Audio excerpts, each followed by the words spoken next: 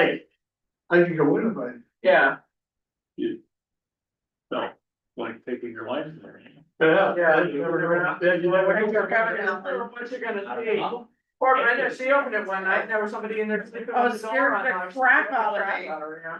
Yeah, cause the door wasn't locked and I opened it and there was someone in the corner and it was dark. Yeah, that truck stop looks I said, I had to come up there and I was like, I'm sorry. Yeah. This morning on my way by, and Yeah. I'm like, I wonder. Yeah, Then on my way home, I saw your little flyer. Oh, for it, yeah. And I'm like, you did. guerrilla marketing, baby, guerrilla marketing. We're gonna be back out there Yeah, yeah. we're gonna be gone Saturday.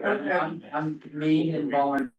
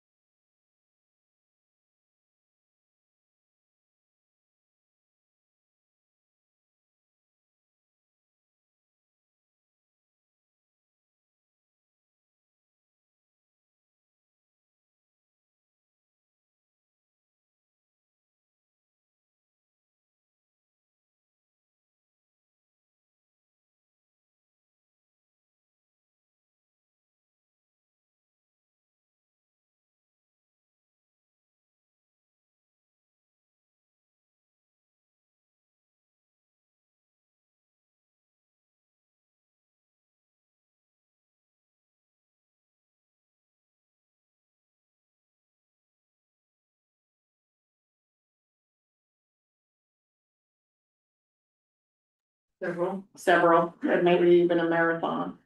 Lovely.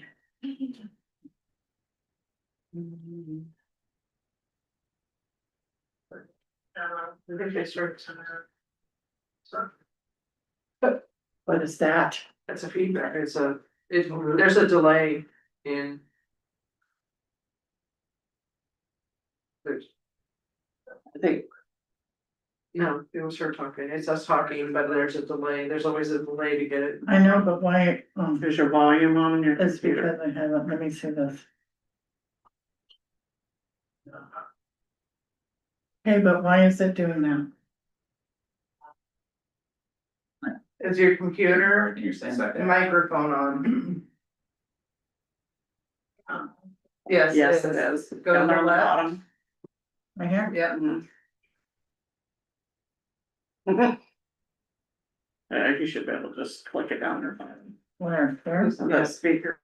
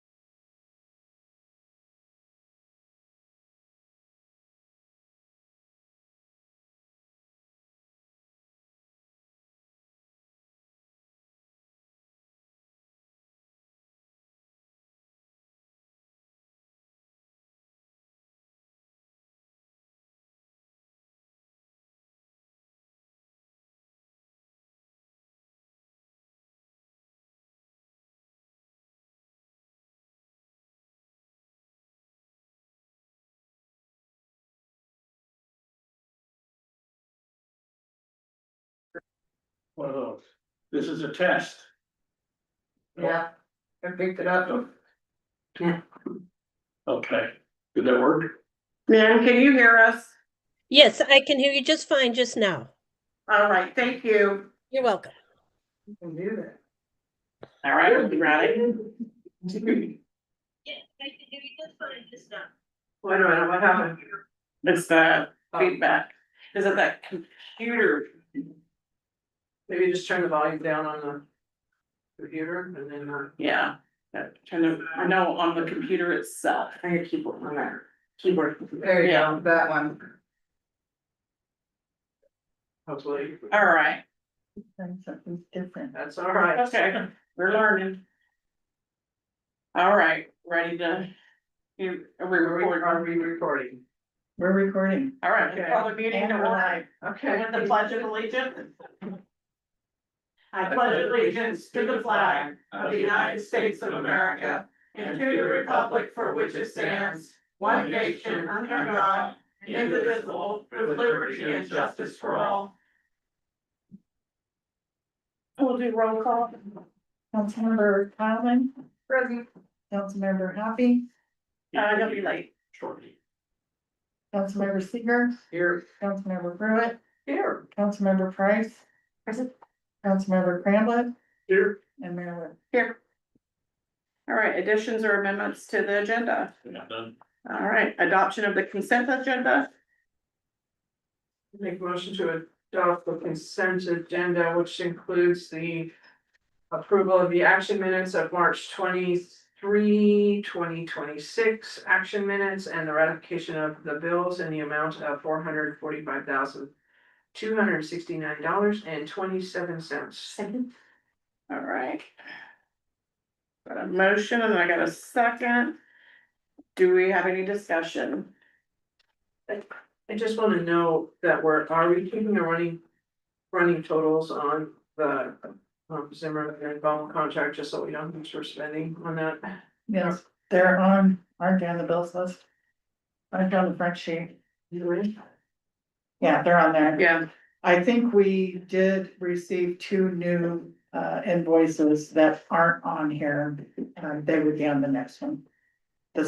These bills were already done. any other discussion or questions? All right, so I have a motion on the floor by Pruitt, second by Sherrill. All in favor, say aye. Sorry. That was a test to see if you guys were paying attention. Opposed, say no. All right, so it passed unanimously for approval of the action minutes of March 23rd, 2026, and ratification of the bills in the amount of $445,269.27. The motion was made by Pruitt and second by Sorrell. Right. All right. You call one by the last name and one by the first. I know, cause it's Price, right? Okay, sorry. You guys are so technical. I'm just trying to keep you consistent. All right, appearances of interested citizens to share on a variety of perspectives on issues facing our community. None. Special reports, none. Public hearings, none. Reports and presentations, department reports, electric department, Alan Fox. All right, please come forward. Sure. Thank you for coming tonight. Yeah, thanks for inviting me. I appreciate it. I always reached out to you guys before this, so now that I'm here, I extend that same opportunity. If you guys ever want to meet here, talk about stuff, you're more than welcome to. I kind of wanted to go over a few things that I think are really important. The biggest one being the wildfire mitigation plan. I think, as you guys know, with all electric utilities, that's a major issue nowadays. This is the plan. I'm sure you guys can get access to it, that Cascade Law submitted in 2022. This outlines a bunch of stuff and we've done almost none. So, we started doing the tree trimming. We did a lot of that with Yates here. We're continuing to do it now. We're having a little bit of equipment problems. I'll kind of go over that in a little bit here. One of the biggest things we're missing out on is, in here, we said that poles would be tested, an intrusive test on an 8-year cycle. The last time we've done it is 21 years ago. So that's something that we desperately need to do. I thought about having our guys do the testing. You need special equipment, you're handling hazardous materials, and then under the RUS bulletin that our plan outlines, I was reading through it, and what they consider qualified employees, You need to inspect a minimum of 5,000 poles in conjunction with an inspector and another 5,000 under close supervision. We'll never do that. We have 800 poles on the system, give or take. So it would be hiring a company to come in and do it. Jordan started with a company called Polehawk. Before I got here, they seem to do a pretty good job. It's one of the opportunities we have. I did get an estimate from them. It's about $60,000. So, but that's to test the entire system. So instead of doing what most utilities do and do it like 12% of their poles a year, we would just do it one time since we don't have enough poles to continue having to keep coming back and doing a certain percent a year. So this wouldn't be an expense that we have all the time. I think we can push that 8 years out to the 10-year, the mandatory 10 years. We don't have to be better because we do look at our system all the time. We have a small system. So I think we can justify a 10-year cycle. But this is some inspection that we desperately need to get done. It's very possible that a bunch of poles out there that we're not aware of bad. Most poles start rotting at below ground level as opposed to up high. Up high we can always look at, but ground level rotting is what typically occurs, and that's where the poles are typically gonna fail. So once we do this testing, it's very likely that we'll have a lot of poles that we have to replace, and they will be classified as hazard poles, and so we'll have to do it in a very timely manner. So that's just something to be aware of. I'm hoping that it's something that if it's, 30 to 30 poles or something, then our crew can handle it in a timely manner.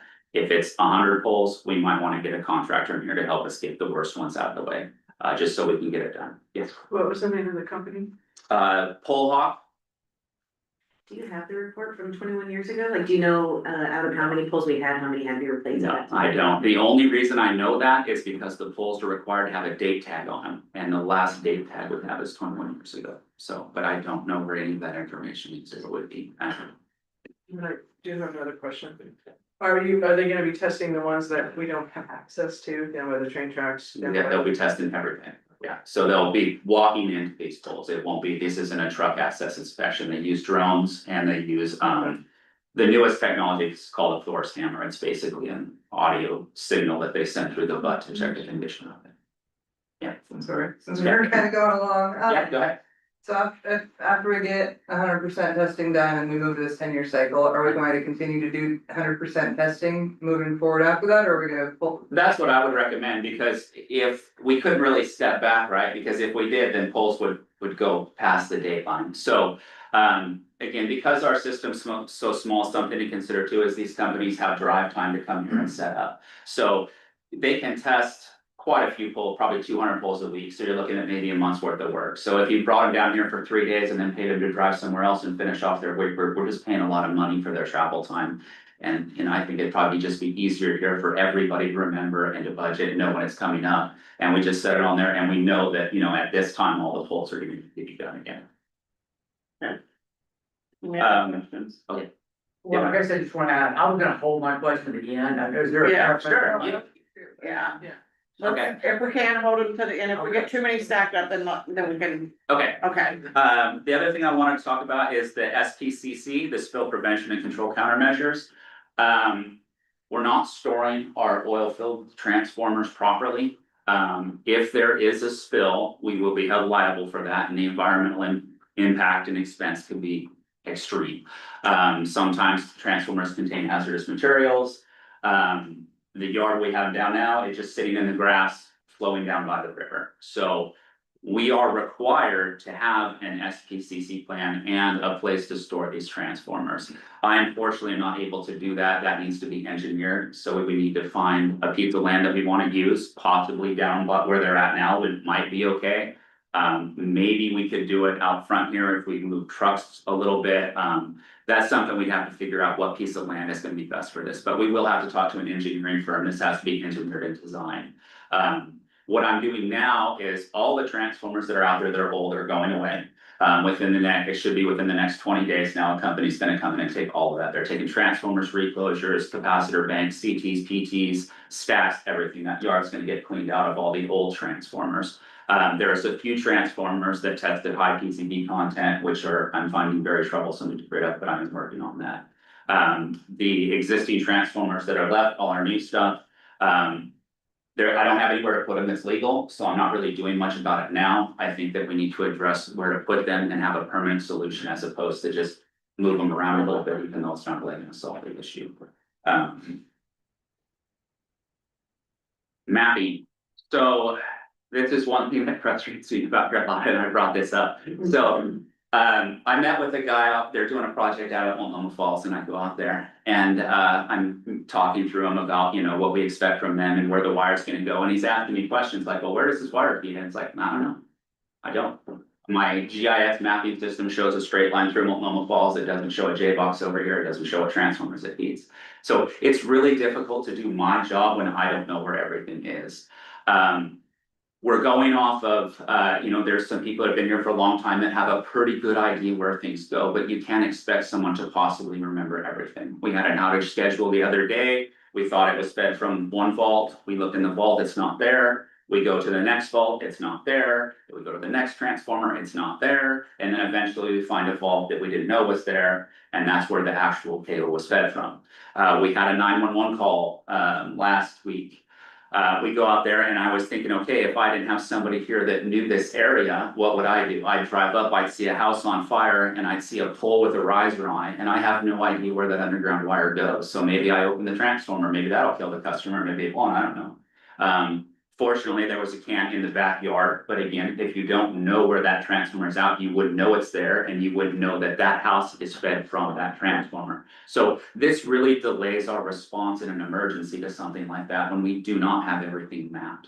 Some of the options I found for that is we could buy a locator. They're about $15,000 for one that can do GPS coordinates. And so rather than having a company do everything, what I was hoping is maybe this next winter, after we clear up everything through fire season, I can have my guys go through and locate every inch of cable and map where it goes. We would have to hire a firm that could input this into a computer, but we would collect the data for them. Okay. The last thing I wanted to talk about was equipment. Since I've been here, the truck that I drive is broken down, had to get the front end redone in it. Bucket truck broke down with the brake sensor on Monday. We got a new part, got it running, took it out Thursday, broke down again, PTO wouldn't go in. Alltech came out today, replaced the part, we got the PTO working. So all last week I didn't have a bucket truck, so it makes it very difficult to tree trim and don't have a bucket truck. This is one of those things I can't tell you how often this stuff is gonna break down. The pickup I'm driving is 21 years old, the bucket is 13 years old, and the line truck we have is 21 years old. This is stuff that, of course, we rely on in an emergency. We need this stuff to almost always work. And I can't guarantee that newer trucks would always run, but the odds are that they would be way more reliable than the older trucks. So I think that we really need to pay close attention to replacing these trucks. And I mean, the longest you'd want to go is maybe 15 years for the bucket trucks and line trucks. I don't think we really want trucks older than that. You're just gonna start having a lot of issues. And again, it's not like if I'm in the middle of an outage and my bucket truck breaks down, we're in trouble. If we have a pole that breaks and I'm going out to replace it with a digger and my digger truck breaks down, we're in trouble. So we definitely want to have really good equipment if we're gonna take care of our customers here. So, those were 4 of the major issues that I wanted to talk about tonight. I did fill out kind of like my experience. I did this about the first couple weeks I was here. I filled a piece of paper out here and it's kind of just my original assessment, and I still stick to pretty much everything here. So if you guys wanted a copy of this covers a little bit more of the long-term goals that I think we should be looking at too. But these are ones that I think that we need to start looking at hard right away.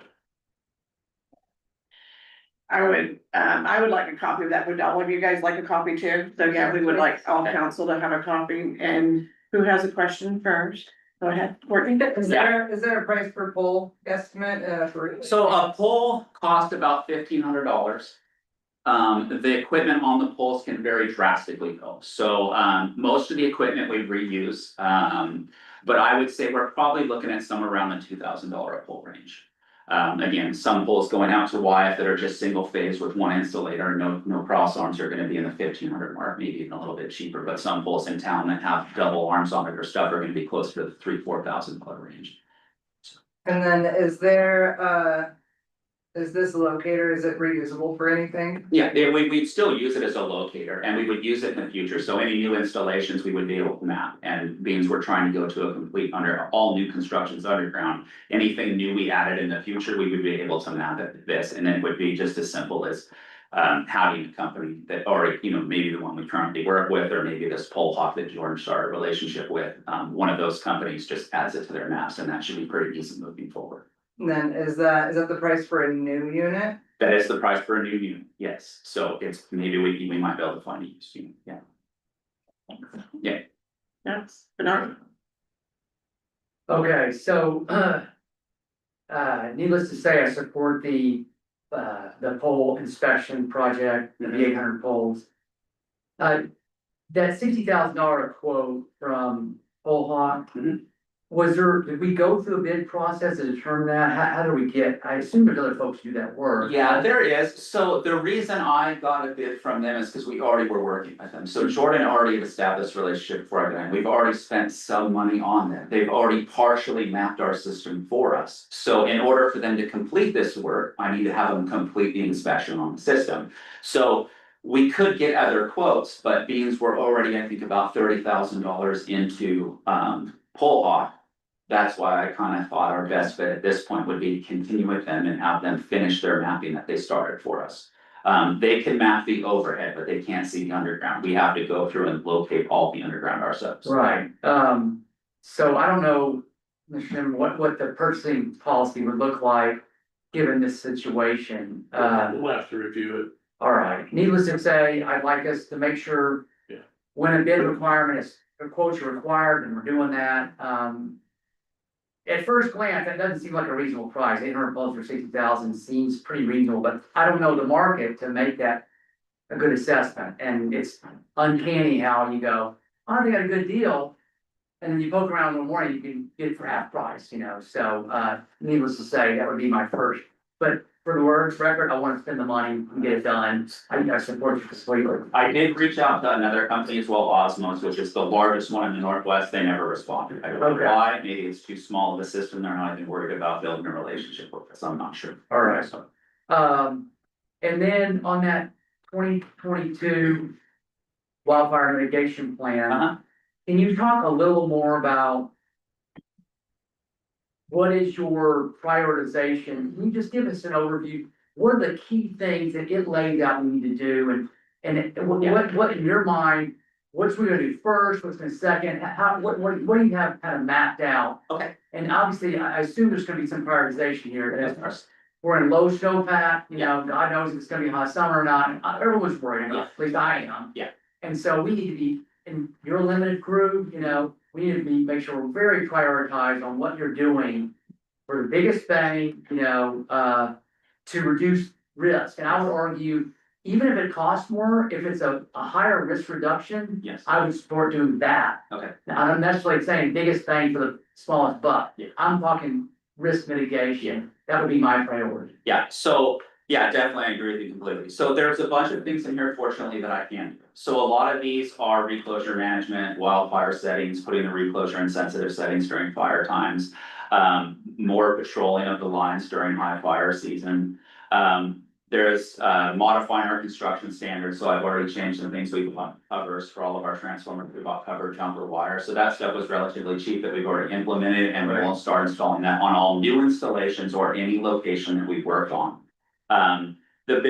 One of the other big things, of course, is tree trimming and right-of-way clearing. So the right-of-ways need to be flat. We want, if something happens and a wire comes down, if a right-of-way is this big, it's mostly green and it doesn't burn very easy. Correct. If the right-of-way is this big, it catches on fire. So right-of-way clearing is really important, not to mention we want really good access all year round to these structures. And so that is something that just has to go on all the time. It's just, everything grows so fast around here, we just have to stay up on it. So tree trimming and right-of-way clearing is one of the biggest things that we can do right now.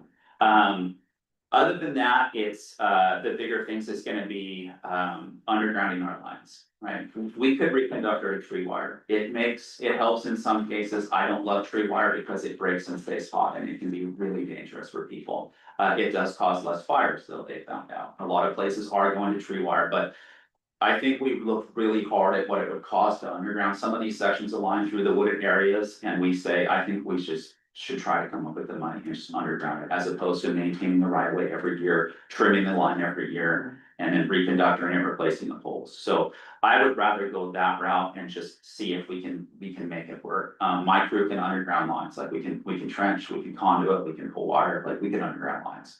So, I think this year we're really busy. I'm hoping by next year we get caught up and that we can start really focusing on some of that stuff next year. Okay, and when it comes to undergrounding, is there a priority there? When. Yeah.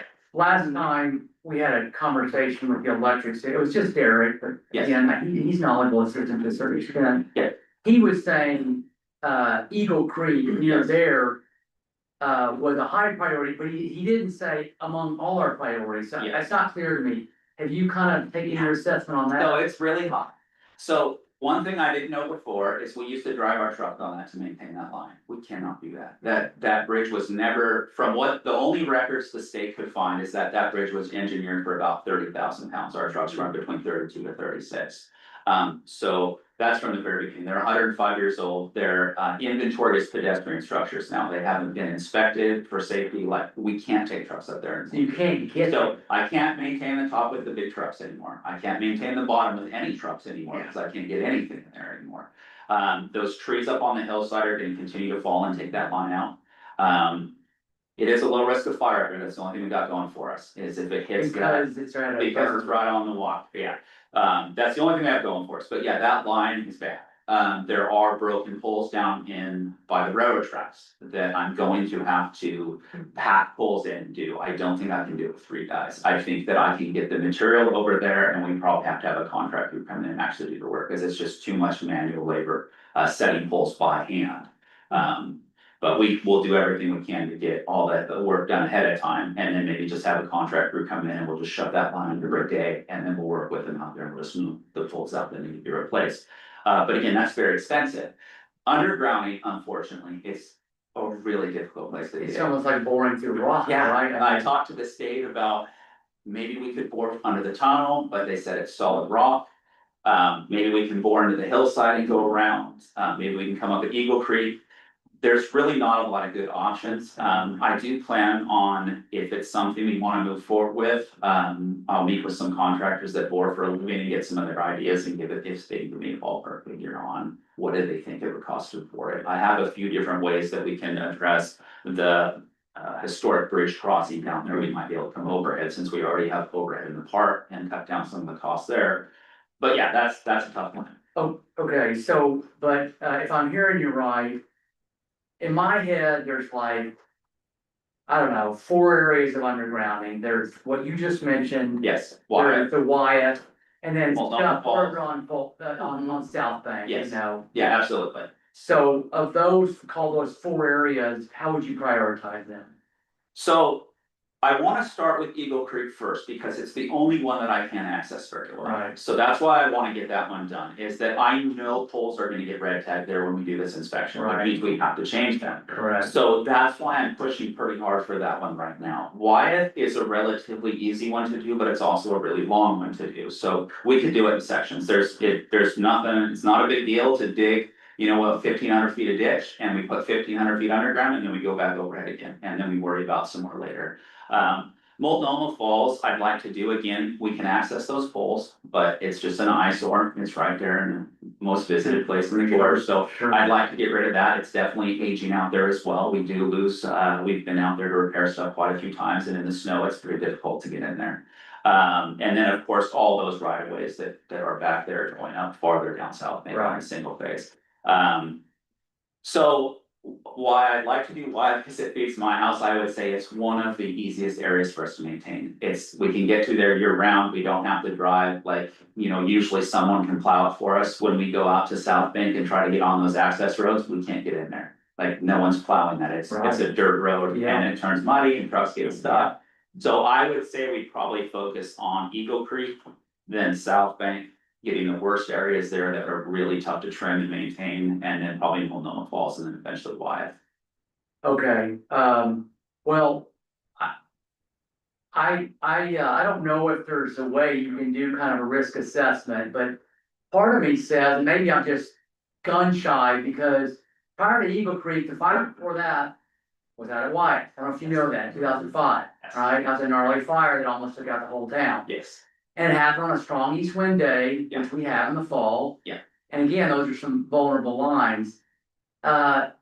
East wind out in Multnomah is not near as gnarly as out here, you know? So I don't know, again, I assume you're gonna do that assessment Yeah. when we finally start to work on these projects. Yeah. Okay, and I will add one thing to that, so my house is flexible because I can shut the power off to Wyeth if I need to. I can't shut the power off to South Bank because there's too many people out there, they only have wells for it's a their great water. one, yeah. So, it's just me. Fair enough. I'll just tell the Well, family to deal but with you it. also have the state park, there's like 5 customers out there. Yeah, so the right? state park is the I know, backbone. yeah, they're, Yeah, they're and then not- across the road there, they don't seem to. There's like an ODOT Yeah. service. and- Yeah, the railroad tracks got, but they got battery backups out there, so yeah, while we can't shut it off for a week. The railroad's obviously not defrosting the track in the summertime, so we Right. don't really have to worry about that. Yeah. Yes, the Okay. park might want power on, but again, it's not that big of a deal to shut power off there for, 24 hours if we have to. All right, let me move on to a few more, sorry. Yeah, how many more you got? Cause I wanna be fair. Okay, I had 3 more, Okay. how do you typically dispose of these transformers that have the toxic? So, yeah, and it's a lot I've learned about this, so, we actually sell the ones that don't, which is really nice, so we're actually making money getting rid of all these other transformers. Okay. So that's a good thing. Okay. The other part is there's not many companies that will handle the PCBs is what they call them. There's not many companies that'll do it.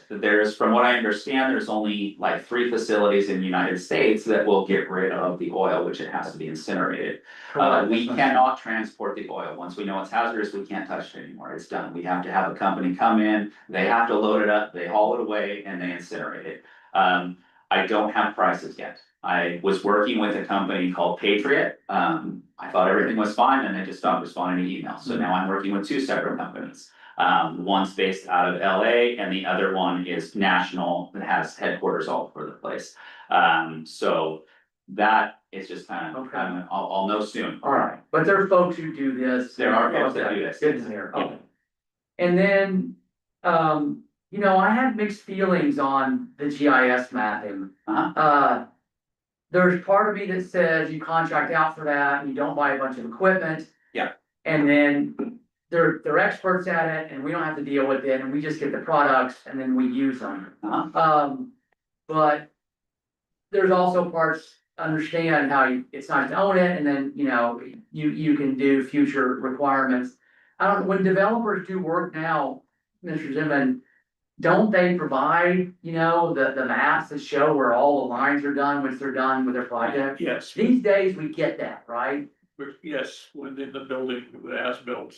Right, so it would show that. I guess I have mixed opinions on that. I can see both sides of that, and I just trust you'll do that analysis before we go out and spend money. Well, the other thing to understand is we can use it not only for the electric department, but we can map our water a little more closely, we can map our sewer lines. There's other things we can use that equipment for. Spread the costs across multiple departments. Okay, And it should work for years and years. And then the other thing I would say too is if we're starting to do our own conversions, then we would need to map it ourselves too. all right. Oh, sounds good. Needless to say, if water's using, then it gets budgeted among the utilities. We can do that. Okay. All right, so last thing, those equipment, the vehicles you were saying are getting old. I mean, needless to say, please put that in the budget. Yeah. For this coming fiscal year, and let's have that conversation. The fact that you're in a 21-year-old your truck, I don't like that. Like, again, it's our most critical asset and our senior manager is driving around a 21-year-old. That is not a responsible management of a utility, so you have my support on getting that equipment, not necessarily today, but deliberately, let's Yeah. take one piece at a time and I start agree. getting this whole place. Yeah. All right, Courtney, you got questions? All right, Tiffany. So, I think it's good for is it GIS or GPS? The GIS is the current mapping system we use. The GPS is the technology that the new locator would use. Okay, so I think I understand what you're saying, but I think it's good, I think it would be good for the employees to be able to see physically everything where everything is and have to go to that spot and figure it out, so I mean, We need it, Yeah, again, the question is, do you always are contract out, that's the question. yeah, and I think if we can share it across different departments, that would be Yeah. really great. Have you had a chance to look at the budget? I mean, how do you think that all of these things that you? So, no, I haven't looked at an updated budget for this coming year yet. I would assume we'll probably start talking about that. It's gonna be close. Okay. So we guys.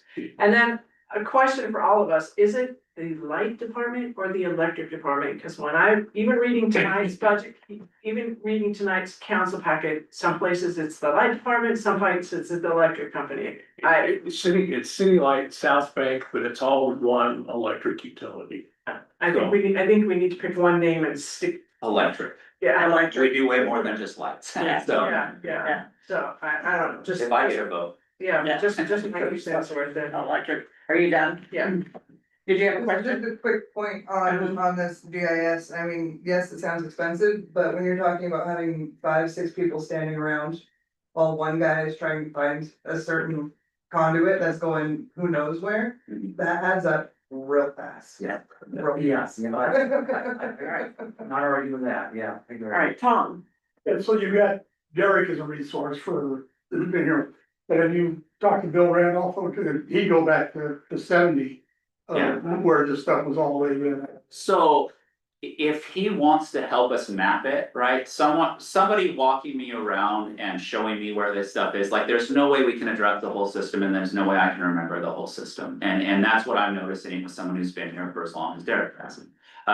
Is that you just can't remember all that information, like, we need to have access to it, and we also need to start thinking ahead to the next generation of people that come in here, because sooner or later, we won't be here. And then maybe the next guy's only got 2 years of experience that comes in here and runs this place. We need something that we can hand him and he can do it. I've told, since I started doing call outs here, I said, the only reason that we need somebody with us when we do a trouble call in Cascade Locks is we don't have a map. You could send, PGE would send me to downtown Portland with just my contract crew, and I could find, locate, solve, and fix a problem to make sure all the customers were restored. I can't do that here because I don't know where stuff goes. So eventually we want all of this stuff met. Sorry, That's map. what I'm thinking, is Bill may be a resource to. Yeah, A lot of that underground that was put in, that, cause a lot of that may have been done from 70. yeah. from And- 70. One thing I would like is, so what's nice is that if we GPS it, I know exactly where it's at. Like, knowing that a wire goes from this house to this house is one thing, but like, there are instances, especially when we go and do locates and stuff.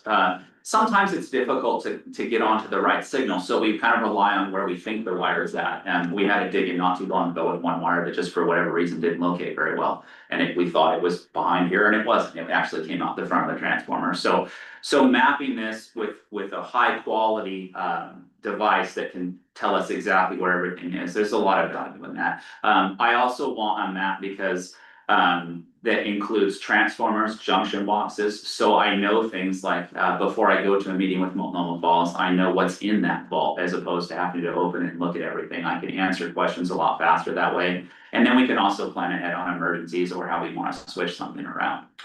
So I'm not saying not do mapping, Yeah. I'm just saying, does it help to have knowledge before you do it, or you don't need that knowledge So. if you do the map? Yeah, so, you know, again, there are instances where, if I was going out to plan something like Multnomah Falls, right? So if I had questions out there and I wasn't able to get a confident answer from somebody else, then yes, that might be a good resource to do.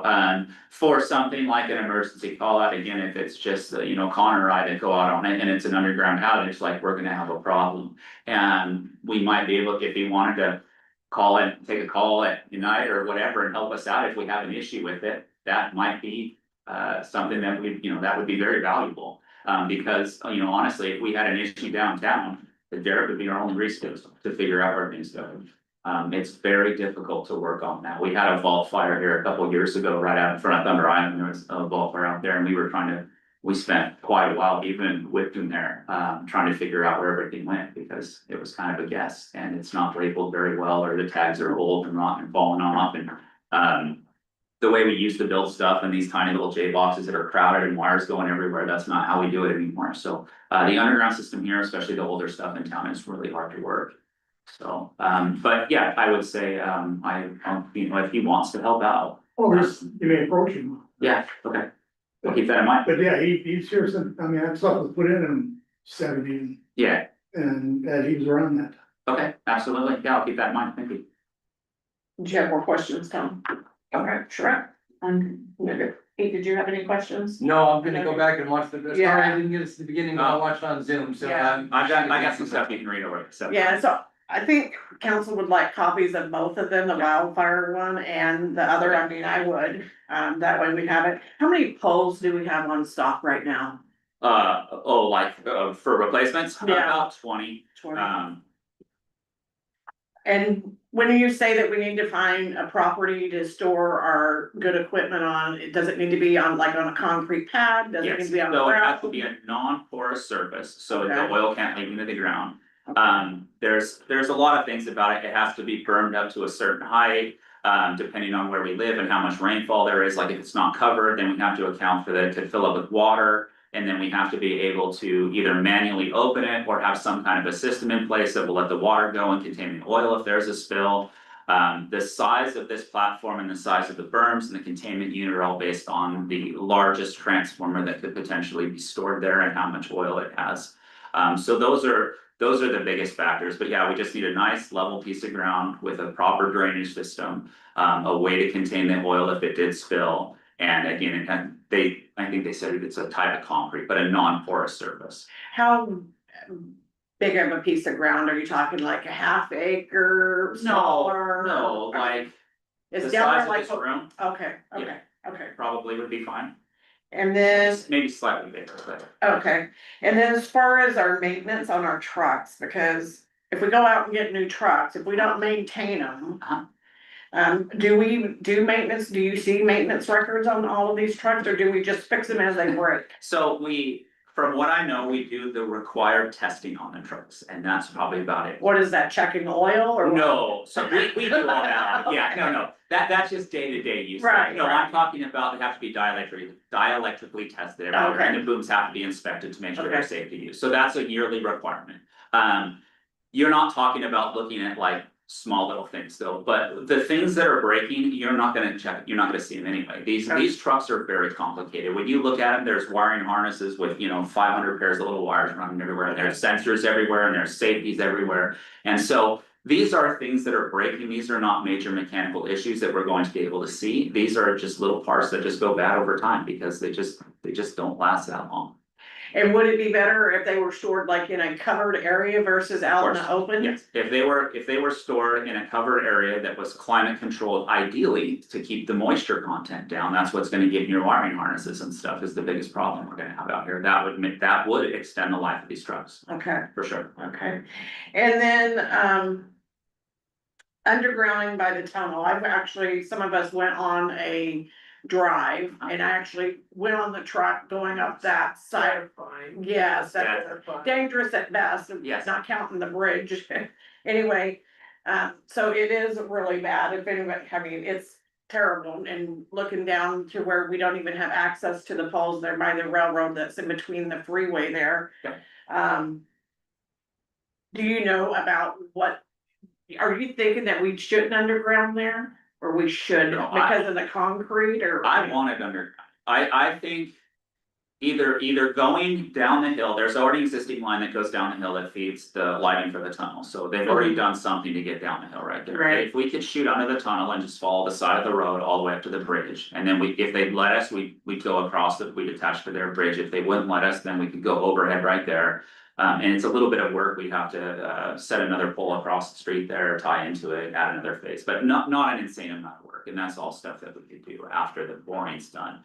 We'll pull all the wire, we'll do all the terminations, we'll do all the wreck out, I just need someone to put the pipe in the ground, because that's just something we can't do. So would it be safe to assume that undergrounding that and doing all that, which is very costly, but Yes. every time one of them trees falls Yes, and knocks us out, that's very costly Yeah. too. yes, So would we, I mean, we don't know how many times it's gonna get hit by a tree, but I can tell there's at least 15 trees up there that are probably gonna fall, Yeah. whether they fall on the line or not. Yeah. Who knows? It would probably be cheaper to underground it, right? Well, it's going to be very expensive down here. Yes, Hundreds of thousands of dollars. Yes, So, yeah, but if a pole, especially now that we can't access it, and I Yeah. can't let a contractor or anybody else do it either, so Yeah. now all that's done by hand. So, we can't change a pole out by hand with 3 guys, we need more guys, and unfortunately, I can't use the public works to help us with that, so we would have to hire that out. So to have a contract crew come in there with 5 or 6 guys and work on it for 15 hours to replace a pole by hand is going to be very expensive. Yes, yes. So, yeah, we don't have a lot of options out there. It's easier to replace a pole if it's still standing. If a pole gets hit and is broken completely to the ground and we don't have the old pole to rig off of, now we're getting really creative. Now guys are climbing up the hillside and tying ropes to trees up here and tying ropes to trees down here and building fancy lines, and it's not easy. Right. Or we get an 8-man crew that can pike a pole, which is a way that we actually dig a slanted ditch and can stand a pole up by hand just a little bit at a time. But you need about 6 to 8 guys to do that. And then one more question, back in January or February, don't quote me, but Derek was mentioning that Monoma Falls was actually willing to pay to underground over there, is that not? Do you know anything about He that? hasn't told me about it, which I'm shocked, because we've talked a lot about stuff. Because he did mention that, so I don't know if Monoma Falls was gonna pay or who was gonna pay, but he did So- talk to me about that that was gonna happen. So Multnomah Falls is redoing some underground line, but to my knowledge, they've never offered to underground the line out in front of the falls. I am working with them right now because they're changing out their transformer, they're upgrading some stuff, and they're boring some conduit in right now, actually. Maybe I'll clarify, because I'm sure Derek, he did tell me that, so I just need to clarify what. Yeah, exactly- I'll talk yeah. about that tomorrow, and that's definitely on my list, so I've actually already applied for 1 grant, it was the Spark grant, it's a $1.9 billion grant given out by the federal government. It's not really for what we need here at the city, but I took a shot at it anyway. Unfortunately, there were several grants that expired shortly before I got here. So it is something that I will keep an eye on and apply for every grant that we can possibly get, because I think that we can justify the need for it here in town. And then I am for the mapping tool, because if we can split it between different departments and then all be able to utilize it, I think it's a real good tool to have. And then the other thing is the way I feel about it, because our electric department is our biggest resource for our town. And we have a liability, and I don't know if anybody's heard the news recently with Pacific Power, somebody got sued over the wildfire that happened on Labor Day. We're looking at that could be us, and it would only take one of them to put us under. So I'm of the belief that we gotta do whatever we gotta do, if we have to pull it out of emergency funds or whatever. I mean, I understand budgets and all that, because we need to budget. But we need to do right by our electrical system. We've saved a ton of money for years by neglecting the system. We need to spend whatever it takes, if we have to pull it out of the reserves and get this stuff up to date and up to par. And I'm talking trucks and everything. I mean, we have saved so much money by not doing it. It's time that we start spending some money on our best resource that we have here in this town, and that's kind of where I'm coming from. So I am in support of whatever, I'd like all the information. I knew her just from the little tour, and I'm not a lineman or nothing, I could tell that it's terrible. I know that we have poles that are sitting in water down by Multnomah Falls as well, that they were inspected and allowed to go down there. I mean, somebody put them in there, that they were okay to be there. You know, we have a lot of issues going on in our electrical department. And whether that's, we raise the rates for South Bank to accommodate some of this, because we don't make any money off of South Bank either. Yeah. You know, so maybe they need to pay a little bit more so we can maintain stuff. I don't know what it looks like, but I do know one thing, that we have to do right by our electrical department, and we need to do whatever it takes to get this stuff fixed. Yeah. And it can't wait for budgets after budgets after budgets. We have to be, because I witnessed the fire that just happened last week or two weeks ago, and you know, we have to do right. I seen Derek come in to shut the electric off at that fire, you know, and I just want us to be okay, because I showed you the wire over there that Alan gave to us, and that's just a tree hitting that wire enough. You know, and I don't want anybody's house or to be in a wildfire, you know, so. And that's my 2 cents on it, so I'm in support of whatever we gotta do to get these top 5 things that you labeled as being emergencies, getting them done. And that's kind of where I stand. did you have a question? Yeah, Tiffany? it's something it wasn't, I don't think it was just the above ground wires that were underwater, I thought it was something under. It's vaults, it's the vaults, out at Mullen Falls, it's the Yeah. vaults Yeah. I'm concerned about out So there. that's, to me, that's terrifying. I mean, Yeah. That is Yeah. completely terrifying that they're No, underwater. it is, it's, I just wanted to ask, and I'm very glad to hear that you're going after grants, that's. Yes. That's fantastic, thank you. And for the past several years, we've had an issue with transformer and poles being very difficult to acquire. Are we through that stage, or is this? no, they're much better now, so the latest timeline I had for a transfer was about 30 days. Okay. And then poles, I haven't sourced poles yet, my goal would be that we're gonna get poles tested, and then I'll figure out what poles I need to buy and replace. And so, I think what we have in stock is plenty, and I think it's more than enough, because since I've been doing most of the work on your property, about 5 years now, we've replaced 3 poles. So, I don't think we need a big pole yard, because they just sit there and age and rot out. So, what I would do is, once I get that list, I'll order all those poles that we know need to be replaced. I'll set all the poles that are in the yard so we get them off the ground and get those in the air, and then we'll restock what we have now, basically, would be the goal with that. Thank you. Bernard, did you have some? No? Anybody else got any questions, comments? That would fall up on the market. Yeah, Pacific Power is selling off assets right now to pay for that lawsuit. And that is one thing that I have brought up the city a lot, is that the lawsuits, the financial loss if you do start a fire. And these lines will start fires. There's been several fires since I've been here. We can't stop it. When you have overhead lines and trees, they won't let us trim it like Bonneville does. We can't take every tree that could possibly hit it. So we will start a fire. And the best thing that we can do is, minimize every possibility that it might happen to the best of our abilities. And then, the rest of it is just, we hope that we've done enough, so. And I didn't realize that you had the ability to apply for grants, so I wanna say thank you too for that. I didn't know I did either, I just did. Oh, thank you. Yeah, they pointed me in the right direction and I just ran with it. And we're So, moving in the yeah. right direction, so our audits will get up to date and we'll be able to apply for more, and hopefully we can resolve all these issues. Yeah. Because that way it's easier to get grants if everything's Yeah, looking good. there's several parts to a grant. I guess the first one is just like the preliminary, which was difficult, but I worked my way through that one. The next step, if we get through this first step, I think that's gonna be a lot more involved, and but I'm sure the city will be more happy about that, so. Thank you for coming tonight and Absolutely. for the update and all that. Kathy, did you have any questions, or Gordon? And I asked you because you are part of the interim currently, so you don't have anything? Okay. Alan's been very communicative, so we're, He's, as you can tell, we've Yeah. got somebody in place that's got vision, Yes, got drive, ambition. He just doesn't have the resources.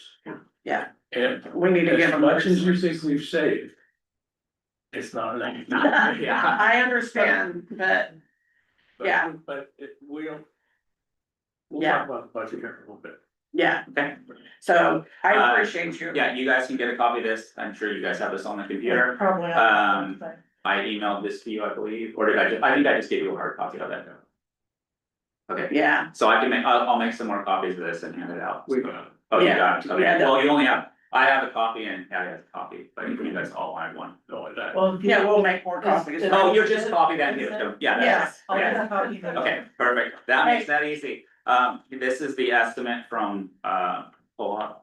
Swan. Oh, you guys want it? You keep that. Okay, that, okay, Yeah, try and find another company for a bid. okay, can do. Hey, thank you so much for No coming problem. tonight. Thank you, everyone, for listening. Yeah, Appreciate it. thank you. Have a great night. Absolutely, you too.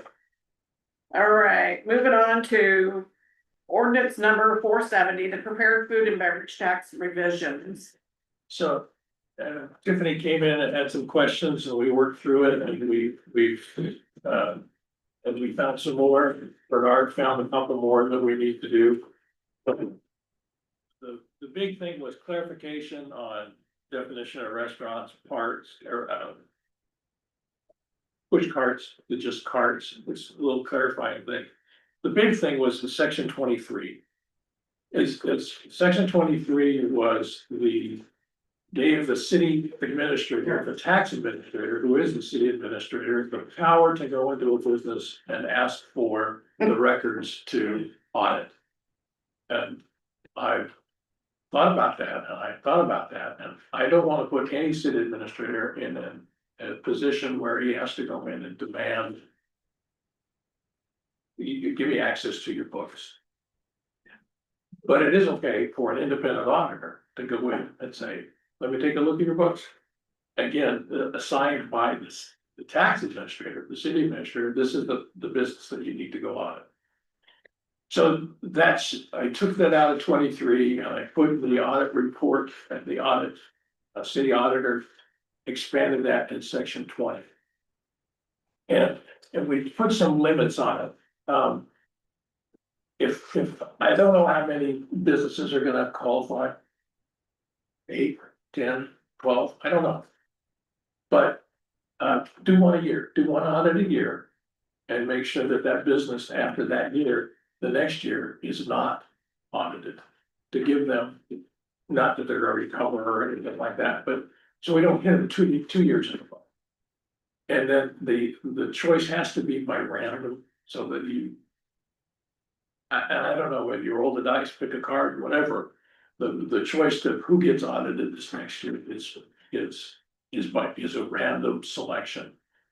But if there is evidence that there's fraud or non-payment or something like that, the city can, under a different section, direct the city auditor to go and do that audit. If that is the case, then instead of the city paying for the full audit, the business would pay for half and the city would pay for half. If fraud is discovered, the business pays for all of the audit. So we tried that. I tried to protect the administration, and I tried to make it fair for the businesses, that they don't get hit every year or two years in a row for being audited. So those are the major changes.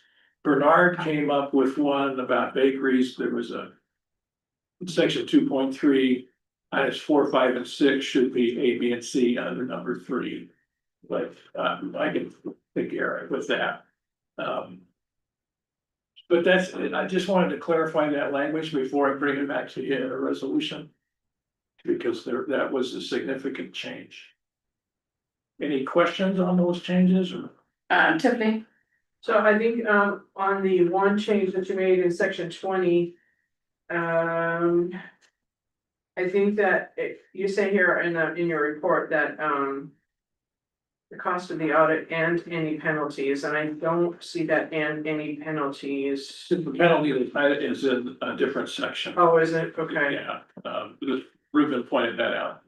Okay, and then, I do have a question on this, section 3, number 10.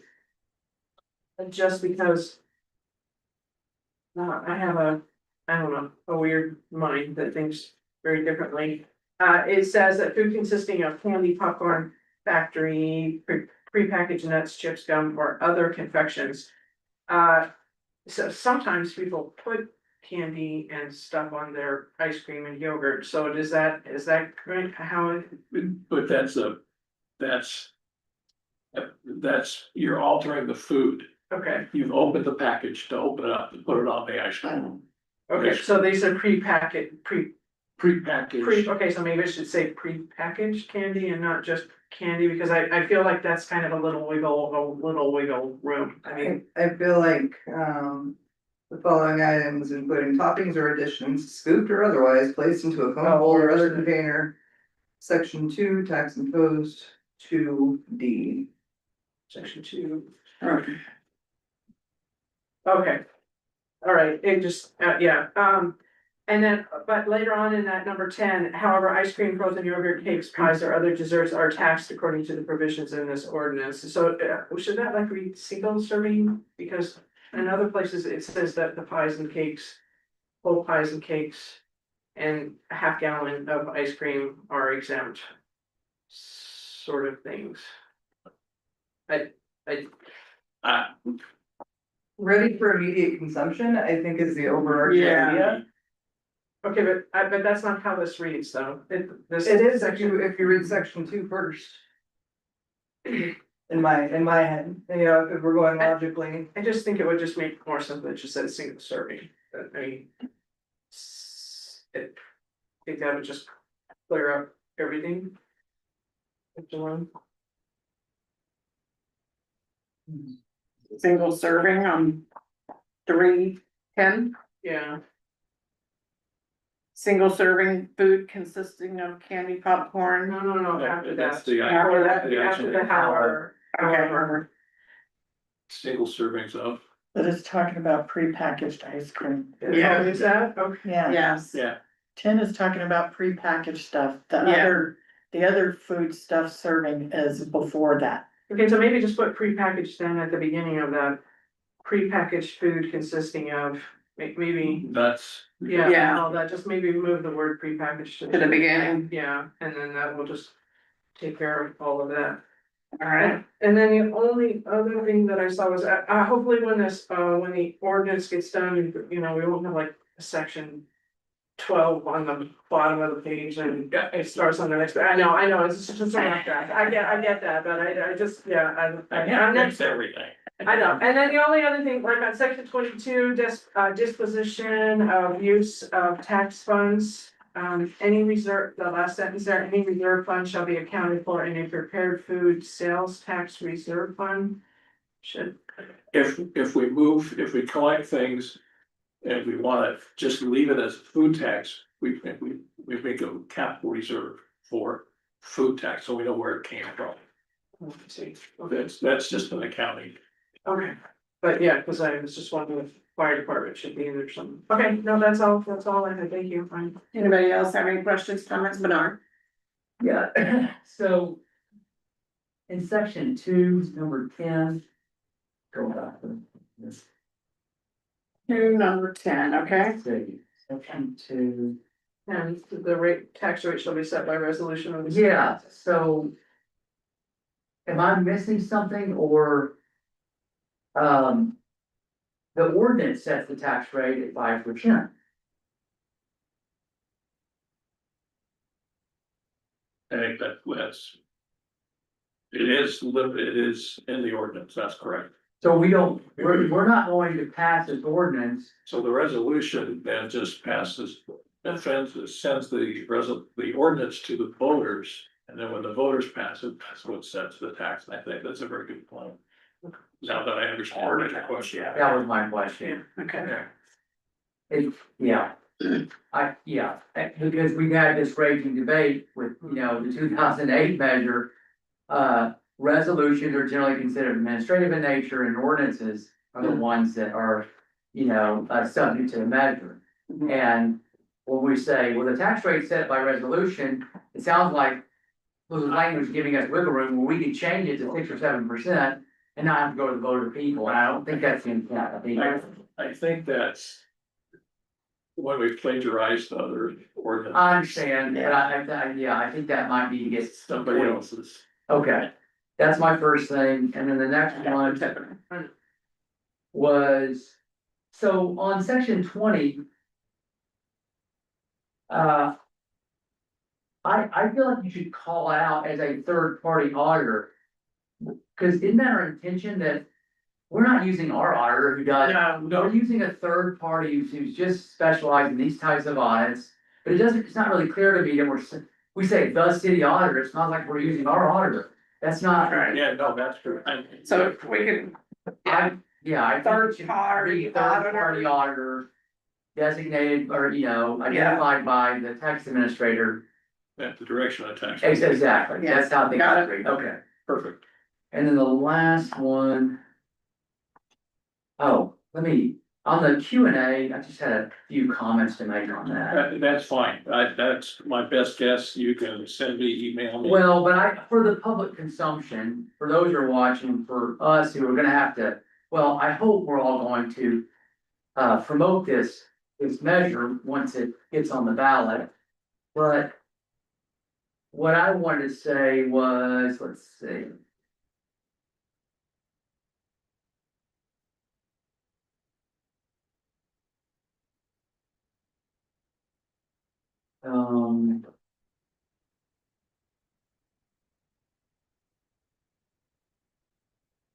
you got it.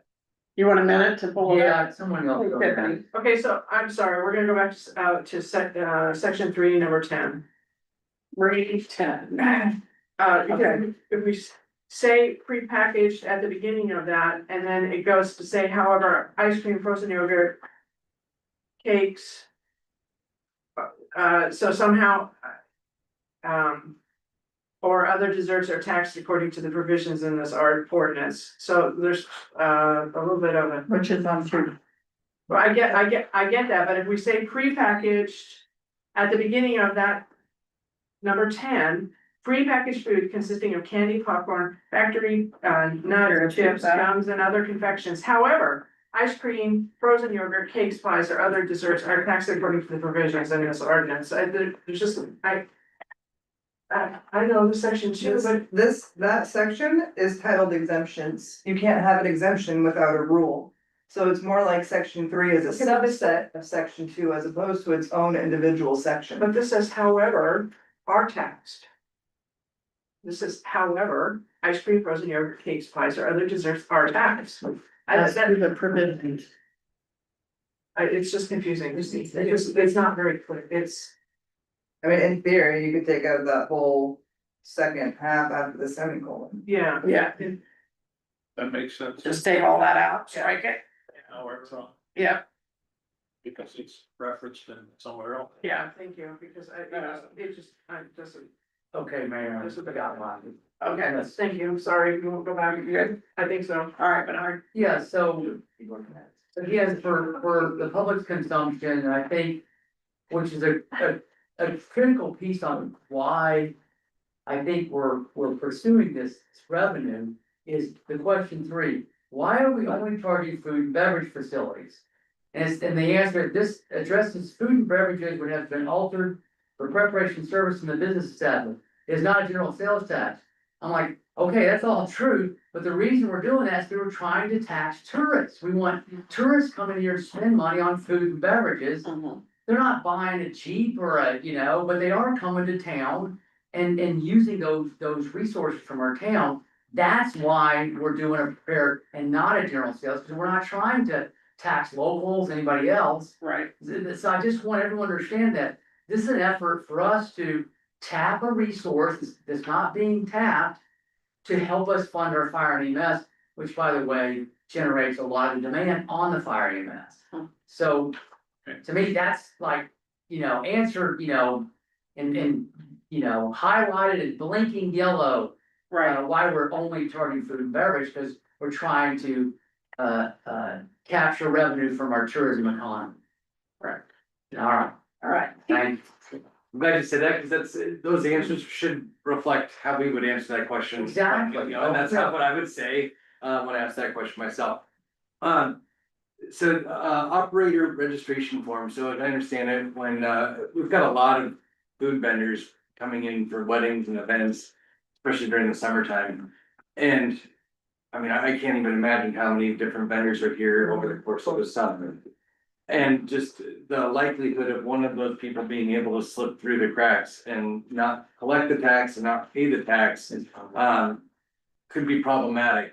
And I'm wondering just, as I understand it, they're gonna have to file their return quarterly by the 15th, right? For the preceding 90 days, preceding quarter. Is there gonna be somebody that's, reviewing, here's the list of people that actually applied for, what do you call it here? It's a operator, submitted an operator registration form. And here's the people that filled out a tax return. Is there somebody that's gonna be kind of cross-referencing those two lists to make sure that they match? We definitely track the people that register. How we're gonna do the vendors at the parks. Maybe we can talk about that when we have our next meeting with the port, like if we Yeah, can the come up port, with some yeah. type of system to where they can Well, help us. the port is willing to let the vendors know you have to register. Yeah. And it can be in their system too, because here's the form, fill it out. Right. And then they can send it up to us, but that's a coordination piece with the port. And I can foresee a company that might come in for a wedding And they do the paperwork and register because the port makes it easy for them, and then they totally forget about filling out the return. Yeah. You know, and so they've collected the tax, but then they forget to pay it to the city. And we definitely don't want that. And then we get into section 20, and I think that it's great that you told that we got a third party auditor doing the audits. That makes total sense. And in any given year, the auditor may determine the appropriate number of businesses that will be subject to a random audit. I would hope that that would include some of those temporary vendors. You know, I really think that, you know, the cost to perform the audit may not even may not even be covered by the tax we're collecting. But I think that if vendors feel like they can fly under the radar, they're just not gonna collect the tax, or they're not gonna pay it. And hopefully we should find them. Yes. Yeah. And if they find somebody that's not paying the tax, then they're paying for the audit too, you know? Right. Anybody else have any questions? So I don't really have any questions or comments on this, but I will just tell you guys, as mayor of Cascade Locks, I am not for the 5%. We started out at 10%.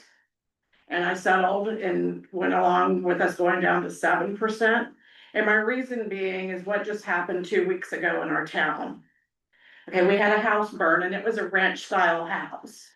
Had the Hood River Fire Department not showed up with the ladder truck, we probably would have had more houses.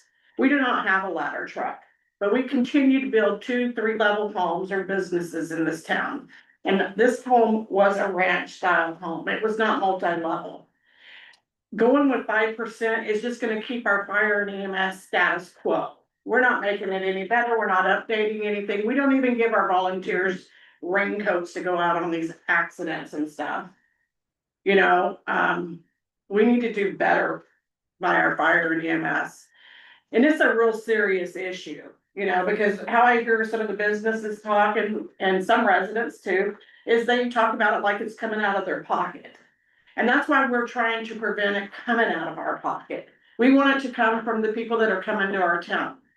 Whenever I've gone on vacation, I've never once looked at, okay, I'm going to Astoria on vacation. I want to look at what their taxes are here before I decide if I'm gonna go. I do not see this affecting our tourist season at all.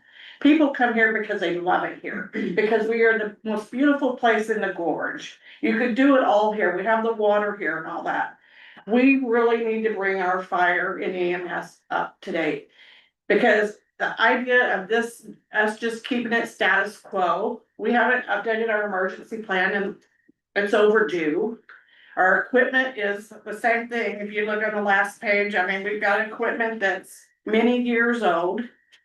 You know, 20 years old and all this. We only fix it when it breaks, you know?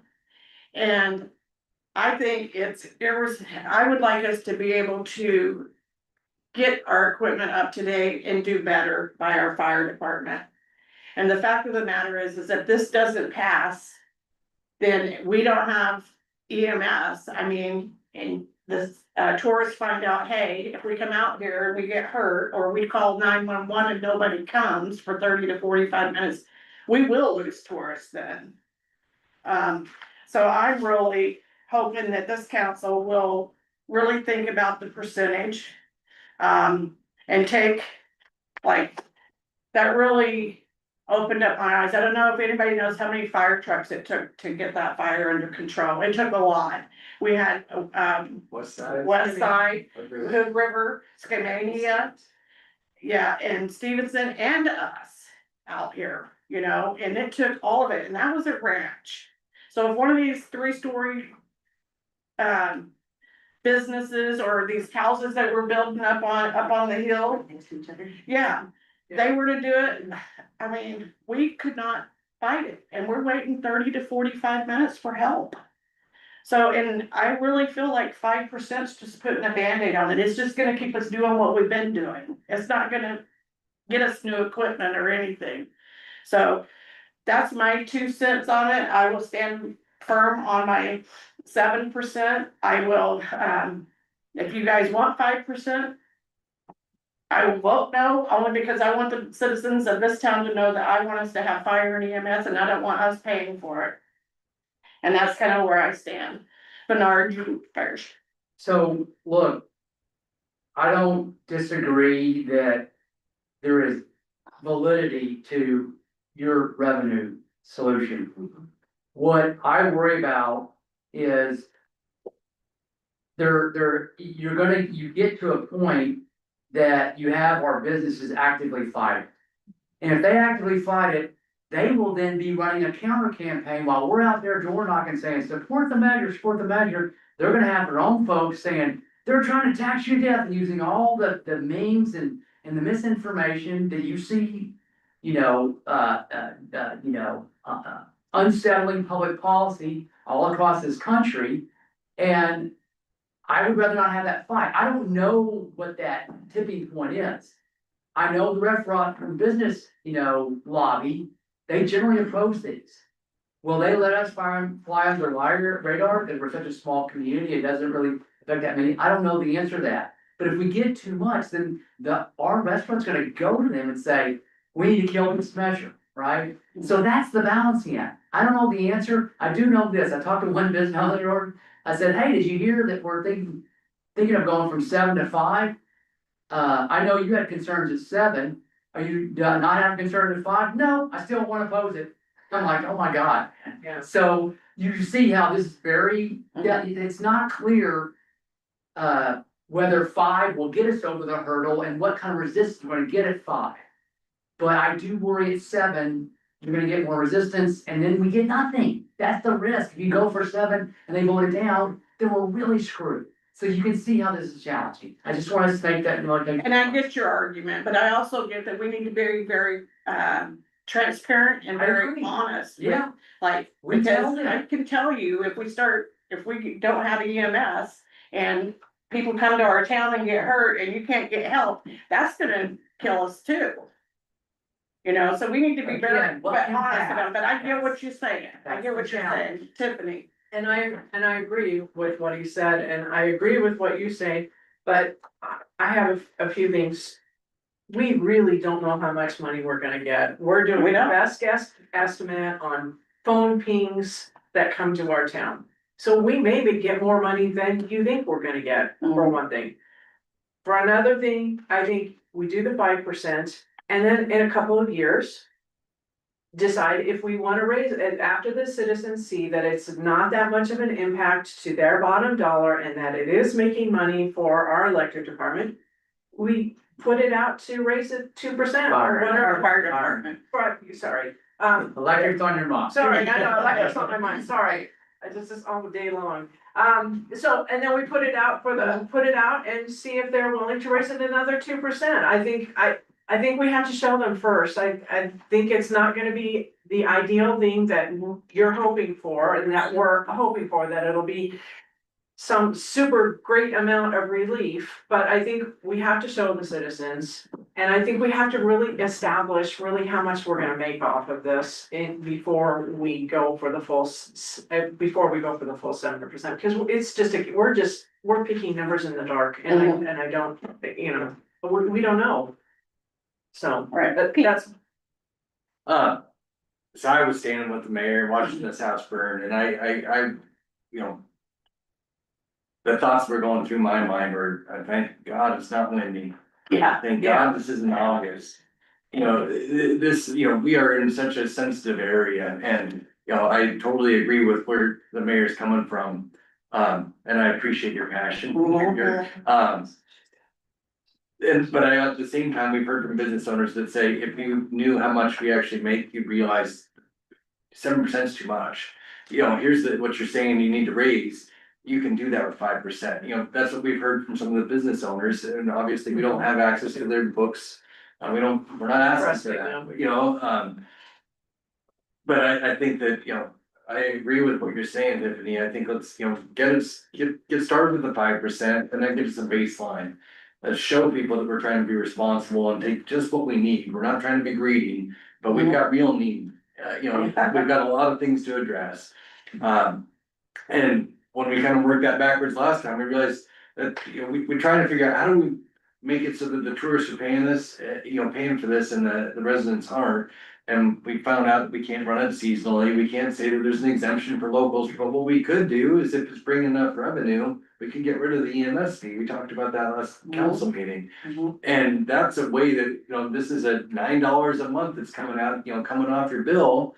And it's gonna be replaced by the additional revenue we're collecting through this, prepared food and beverage tax, paid for by the tourists that are actually really costly to provide the service to. So, I really think that it's gonna be, I guess my question was, you were saying what you were saying, was what's your feeling as far as support in the community? Do you feel that we'd be able to get this passed at 7%? Do you feel like that? we could- I think, And you've been here a long time. I think that if we're honest and transparent and they know that they're on the verge of losing their EMS service, that is what we're looking at.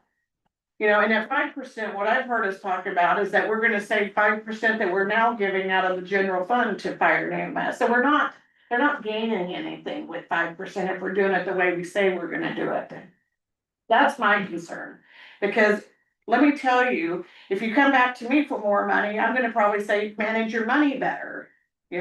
Just like we should have went up more than $9. I think people were willing to pay more than $9. I don't know, but I think it's about being transparent and honest and all that, and really supporting our businesses, going and educating them and stuff. Our town halls that we had were not good town halls. We didn't have good information. We had all kinds of threatening information in there, but we had nothing to back it up. We didn't have answers. So I think we're more solid in our answers and stuff, and we can always go down. But we have to take it back for a vote to go up if we find out we don't have enough money. But we need a ladder truck and things like that, like ASAP. Because if people knew the truth, like your house is probably gonna burn down. Because we don't have the equipment to stop it. Especially if you've got more than one level, so that's where my concern is that as a citizen. I would hate to see what happened, because if it would have been windy and all that, this would be a different top story we would have. Because the wind was barely blowing that night, thank goodness. But that's my concern. I just want us to all be safe and do what's right by our community. It's not about having too much money, because I think there's not a bucket that could be too much at first, right? We have a lot to bring up to par, so go ahead, Sherelle. Could there be value in a council listening session, not a formal town hall or anything, maybe 2 or 3 counselors getting together with business owners and having these discussions one-on-one with them? I think that would be very valuable. I really do. I think we just need to be honest and transparent and let them know that we're here to support them and all that. I mean, Cannon Beach, this did not affect their tourism. So that's just I want food for thought so you guys can really, because it's just happened here recently and you've seen the impact. And we had a hard time, and thank goodness there was no wind that night. Go ahead, Tiffany.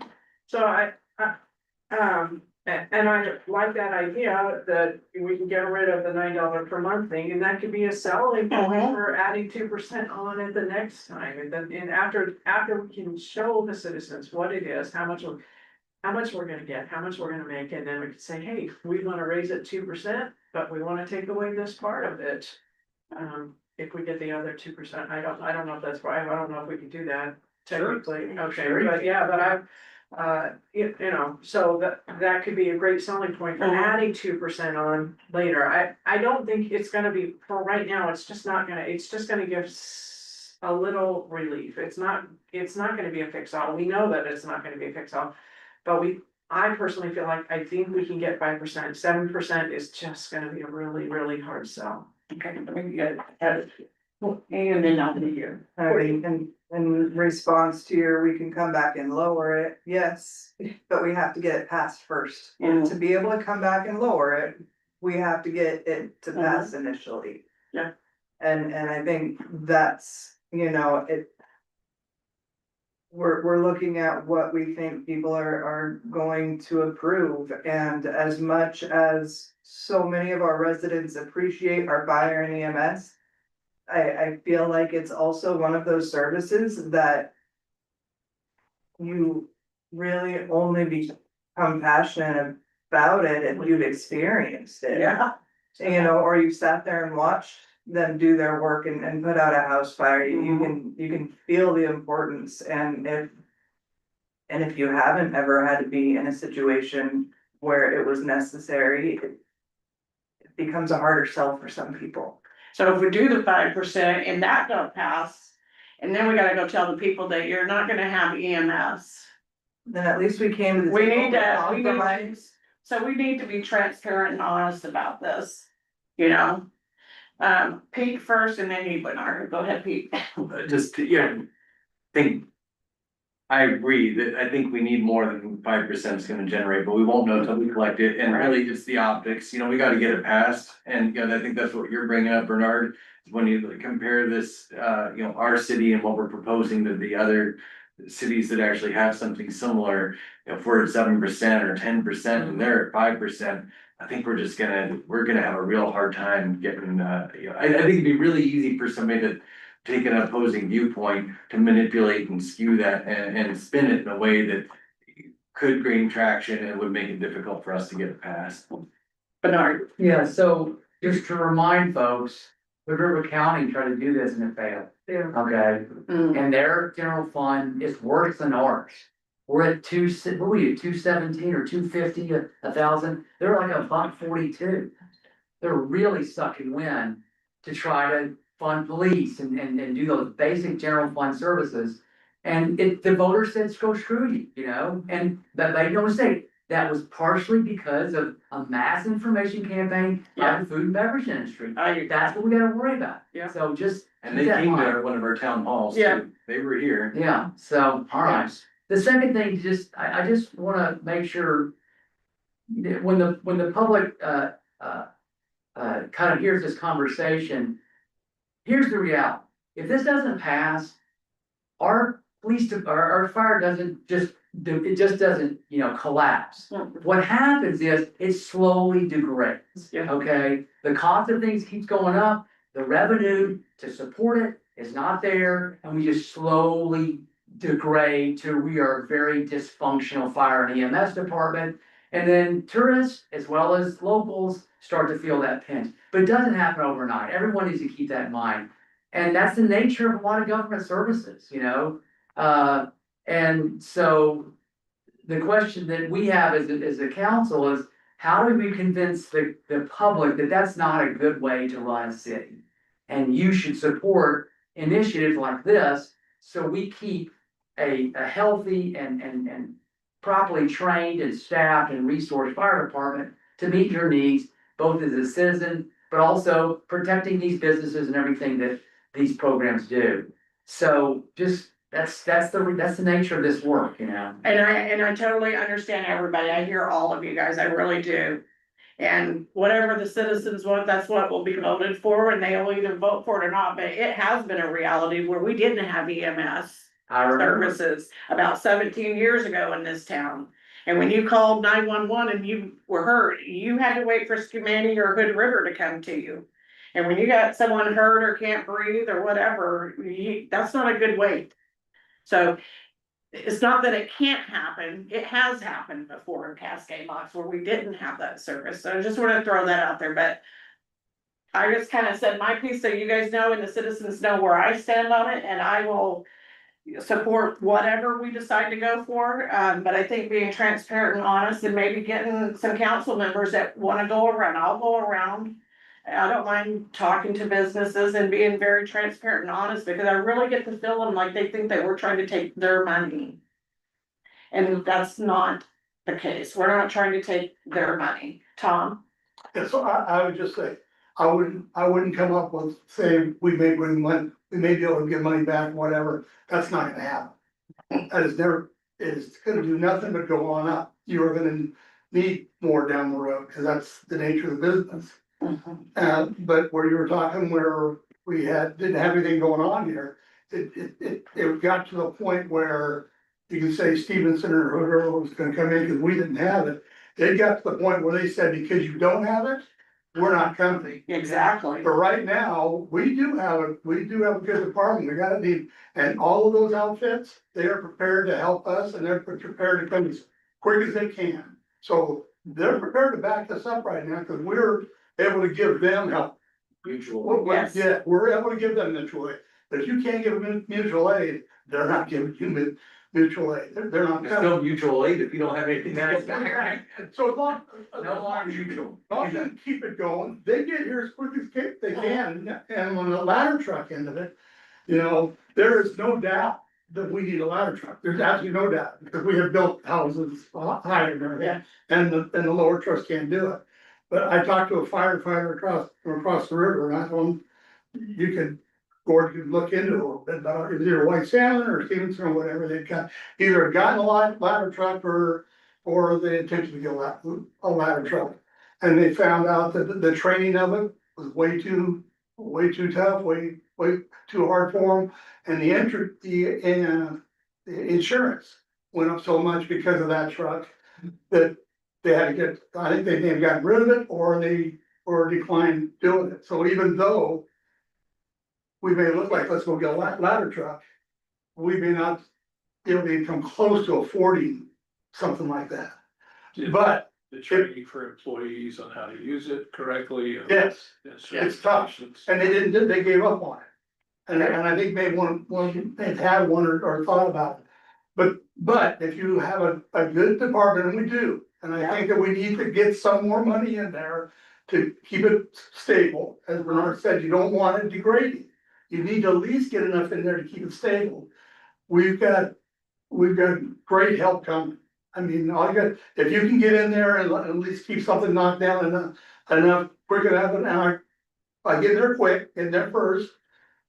There's things you can do, but there are things that, no matter how much money you have, you're not, Right. you get to the point where you have all this stuff, but now that's, nobody can live. Because you got all this stuff even though you need it, you know, well, I want a doctor in town, I don't have a doctor in town, and people are gonna pass away here because they don't have a doctor in town. But we got good MTs, and that's what we do, but because we can't afford to have a doctor in town. So there's things that we are not going to be able to afford that other communities have, they're just not gonna be able to afford it. Mhm. But I do believe that we can have, an adequate power company, an adequate, EMS and power. And I think that this is the process, we're doing the thing to say, let's just try to keep it, you know, Yeah. let's keep it moving. Yeah. Let's keep it moving, and as you get people in town or businesses in town that can, or that you can do things where you can, like I say, this came in, so now we can add this to it, and that brings in more money to be able to do this with. Right. You make some gains with it. We are not gonna be able to create a fire department that's gonna be able to compete with a Hood River Fire Department. Or a West Side Fire Department, it's No. it's not gonna happen, No. but we can have one, and I think we've got one. That can hang in there, so we gotta do the best we can to keep them function. Yeah. And I think this is gonna help them continue that. And I think that Gordon has said that he doesn't need all of the money that it's gonna take, so it's not gonna be a dollar for dollar loss on, there should be some monies that are left over from that, to be able to move some things ahead, to be able to acquire some things, or put some money away for something. And on the other side of it, you're constantly looking for the grants and the help, but just know we've got great help, because we have built a good fire department Yes. since that time. Yes. So we do have a good one, and the help will come, Yes. but we cannot, there's things that we cannot, there's no way we can afford. But we can certainly, I think this certainly will help them out, so. Right. Right. As long as we still supplement it from the general fund, we can't take that 5%. We can't quit supporting them while we are and just thinking that the 5%, we can't swap money. You know, where we quit supporting them out of the general fund, they're looking to get more than what they're getting to improve their department, correct? That's correct, but the analysis they did with just the swapping was to show the impact to the community. that it's going from $76, that they're 76% that they're paying for down to 53%. It was just an effort to quantify what the impact for that $250,000 is. However, previous city administrator was talking about it would help the general fund out because it would save that money for the general fund. So, so that's where that's coming from. Okay, well. Welcome to the budget. So we'll see, Bernard, and then we Yeah, can move so last forward. thing, so I almost wish Chief was here, but it's my take that there was no wind, right, at this last event. But if there was wind, I'm gonna offer that they're gonna send more resources to contain it. Cause they know there's wind and the chance of it spreading is dramatically higher. And the resource response will reflect that. So please don't feel like, oh my God, this fire, and then if the wind, we would have been screwed, not necessarily. No, it's the time that it takes. They can't get here any faster than they do. It's the I time. understand. It's that. all about I understand time. that, Yes. Yeah. But please just, I know. yeah, But we had firemen that were putting a ladder up against a burning house, trying to get on top of the roof to put a hole in it so they could put water in it. So that is the reality. So we got the reality. But anyway, we can move on if everybody's done. I just wanted to throw like how I feel about it. Well, that's what firemen do. I did not do that. What they do, what we see them do is beyond what we're thinking we can do. What they, Right. but they do things that they know that And they train. they can do it, and they train Yes. for it. Yeah. So it may seem like, and it is dangerous, Yeah, but but that's what they But do. there's only a certain level of danger they'll put themselves in when they do something. Right. I got it. Repeat. Just last thing I wanna say on this topic, having a longtime resident like our mayor advocating so passionately for this, I think gives us we got a lot of people around this table that have been in this community a long time.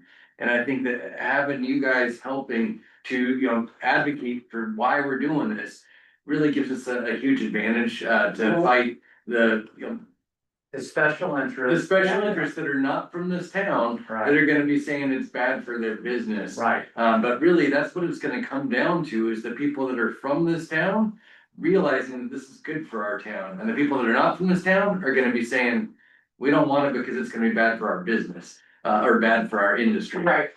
So anyways, I'm glad that you're here around, Mayor, and that you're passionate about this, and I think we ought to go a long way to get this across the finish line. I hope so. Okay, we're ready to move on, right? Yep. We got committee reports. We don't have any. Don't want some? No. City administrator report. Thank you. It's at your desk, but the Inman Trail Town designation, April 1st, of the International Mountain Bike Association designated Cascade Locks, one of 28 towns across the United States, the trail town. This is a big deal. This will help our tourism. This will bring more people into the town to buy food at the restaurants and pay the sales tax. Okay.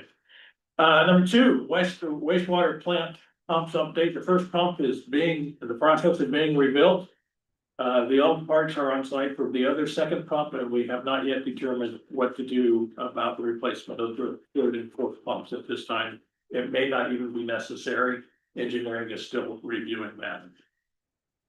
The mayor mentioned earlier, I attended the Federal Partners Workshop in Pasco, Washington, a couple of weeks ago. Mentioned to people, what are you there for? I need $5 million to refurbish City Hall. Oh, I can get you that. And so we have people that are interested in helping us submit applications for congressionally designated spending, which is the longest of long shots. But this is rural development that does have facilities improvement programs. So there's a possibility that we can find other kinds of funds, but I don't know how much. I mean, I can pick $5 million out of a hat, but it doesn't mean that's what it's gonna take. Yeah. So I went back to the company, McKinstry, that did the building evaluation in 2025. And I said, and that was for bringing the post office in and bringing the port up and doing all the rest of that stuff. I said, just tell me how much it will cost to bring the building up to code.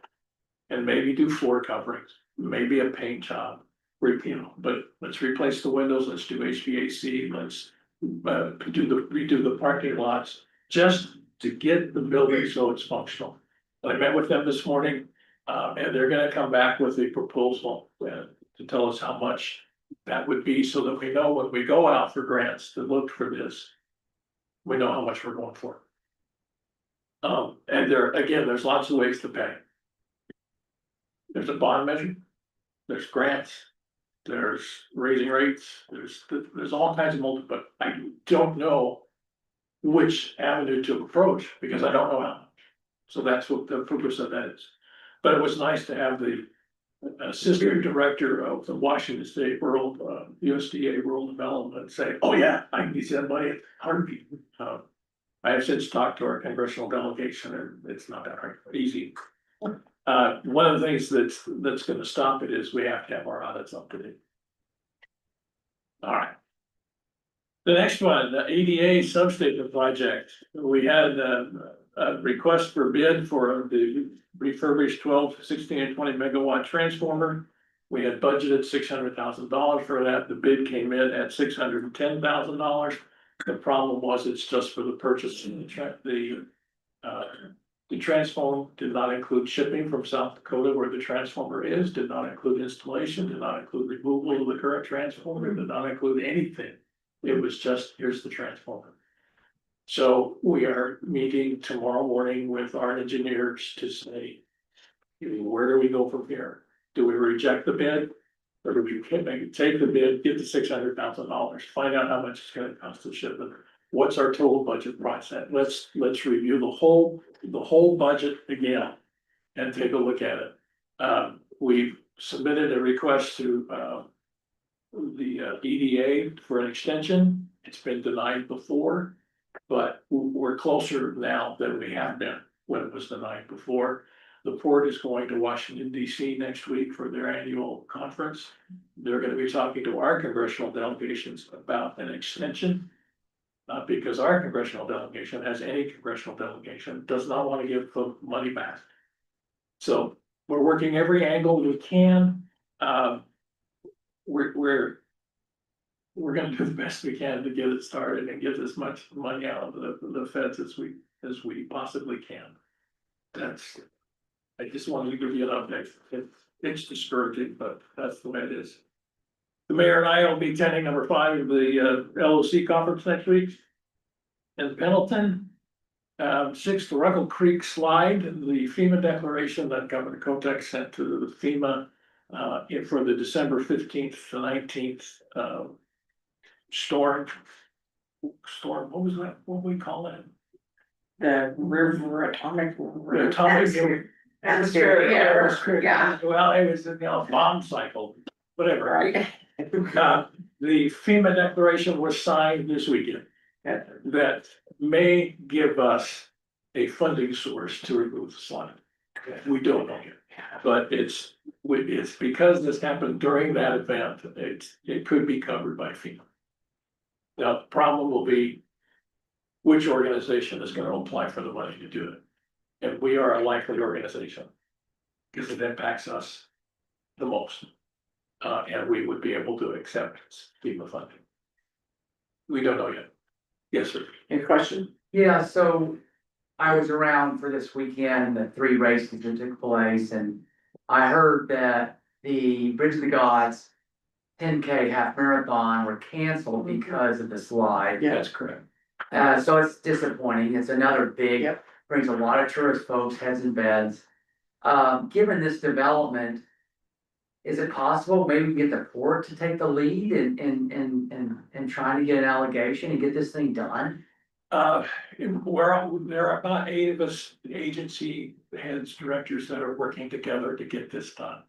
One of the other approaches we're taking, and the port is leading this one, because this was a Nike sponsored event, and has been, they've been a sponsor for both races. Let's go after Nike and see if they'll pay for it. So we're exploring every Yeah, avenue. well, the reason I say port, I know you're busy. I mean, you're only here for 6 months and we got a ton on your plate. I'd rather the port kind of take the lead. part of their job's economic development, this is a critical economic development for our summer season. They should be able to go do that work. I don't They're not know what's on thinking- their plate, but Yeah, they weren't thinking, any of the people that were sitting in the regional solution meeting, that this could be completed by August when this run takes place. So that's why it was canceled, because it's not a little slide and then they have to reassure it so it doesn't happen again. So there's a lot of I get logistics, it. but they're trying. I was just like a temporary fix and then a big fix. Yeah. Temporary fix for the summer and then we do the proper fix. Well, we're actually looking beyond that. If we do a temporary fix, then we do a big fix. Then let's get an intergovernmental agreement among all of the landowners upon which the historic trail goes. To have a maintenance agreement Yeah. to maintain the trail. Sure. And so, and that's the other message that we're sending back to Washington. Thank you. So thank you though, I appreciate it.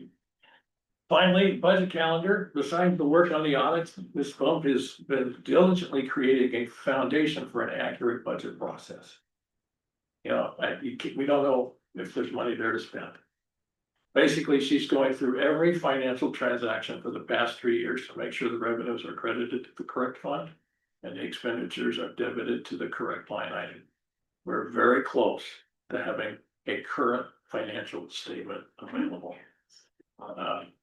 And once we have that available, then we will have as much confidence as we can, a foundation to build the budget on and present to the budget committee. So we've given ourselves a deadline. Budget training will be May 9 or May 6th. Budget meetings will be May 13th, 20th, and 27th, if possible, or if needed. And then the adoption of the budget could be June 8th or 22nd. Do you know what time these are gonna happen? 6:30. 6:30 is when the budget committee meetings usually. Okay. So, and we try to limit it to 3 hours, because that, my brain's still there. 9:30, 9 o'clock or something like that. Yeah. We asked for it. So, and again, hopefully, the budget that we present to you will be clear enough so that you can go, oh yeah, okay. But, you know, we're gonna include things like with all the polls on the, but until we know how much money is in each fund, we can dream all we want, Your Honor. Yeah. But we're very close. We're, in fact, Mary Ann is in there right now, still working. Yeah. Goodness. Pete? Oh, no, I think. No, we first. That being said, on the budget, are we going to have a goal setting session for council, or is that just not gonna be possible this year? This year, please, I'm gonna Yeah. use the 5 goals that you've already got. And move forward with those because they weren't really addressed last year. Yeah. So, and there's still good goals. Well, but again, I'm gonna say that the city hall thing was not our goal, it I was. was including Yeah, that yeah, one, yeah. Yeah, but our private, yeah, I'm sorry, you're gonna have to include the city. we gotta do a world oversight, we have to do some You don't maintenance. do, you know, talking about things going away. If Yeah, you don't do the roof, this place goes away. yeah, So, city hall is, it may not be your goal, it's the budget that it's gotta do. yeah. Understood. So the 5 goals that we do have is the audits, public safety funding, code enforcement, downtown vacant building lots, and city hall. Them are the 5 that we have. But usually we like get, I don't know, we used to, I don't know, but my previous city administrator did it differently, but we got to hear from each department now. Is that just gonna be happening during the budget During process the then? budget process. Okay. Yes. Yeah. Yeah. Or It's a lot. we can ask And for. I will tell you this too, my initial inclination with this budget was no raises, period. But that, to me, that penalizes the employees that stuck around. Agreed. So, we normally use the, inflation rate as of January that year, so we can put it into the budget, which is 2.4% for, increases. I still have one more question. Oh, go ahead. And then on the wastewater pump, plant pumps is okay being rebuilt, is that under warranty, obviously? No? Yes, They are? the company that's rebuilding them agreed to do it at no Okay. charge. Oh, great, Yeah. nice. Yeah. Request, thank you for the budget calendar, I think that's great. We had some people that didn't come to budget at all last cycle. And I think it was just because they didn't know. I wondered, can you send out calendar invites now that we have these dates to anybody on the budget committee, so that way they can put on the calendar and that way they know? That's a good idea. Alright. Like ACE, Administrative Services. I saw her writing it down. Yeah. Bernard, did you have some, anybody else have something I missed your hand? All right. Thank you. Thank you, and again, thank you for your support. We appreciate it. Yes. All right, moving on to action items. We're gonna approve profile for the city administrator recruitment.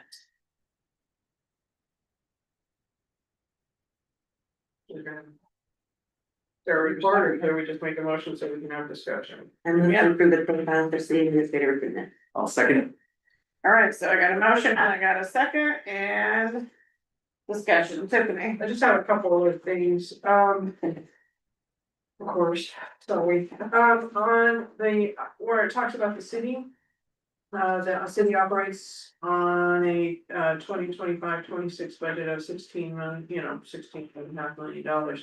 I mean, that's, how much of that is grant money? I mean, should that be specified or not? I mean. If, yeah, we can clarify it a little bit, again. I'm gonna be honest with you, it's not that much. Okay, I mean, cause it's not very clear, it's hard to tell in the budget, and when you look at the budget, there's. Yeah, there's a lot, because there's a lot of muddling. when you It's- move money from one fund to another fund, it's double counted. But what we're finding is transfers that were supposed to have been done were not done. Transfers that were not supposed to be done were done. So until we really know. It's a good number to start with, that's all I can. And the recruitment firm, they also asked for a copy of the budget, so whether that's part of the material that they're offering them, I don't know, but. Okay, and then I'm wondering if we should, put dedicated law enforcement services, or this, I don't know, law enforcement, just They don't run it, well, really. The Yeah, sheriff does. We yeah, just we pay the don't- bill. yeah, or contractual law enforcement.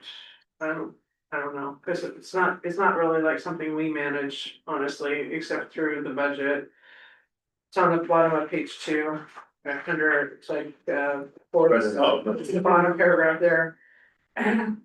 Law enforcement services right through a contract with the River County Sheriff's Office.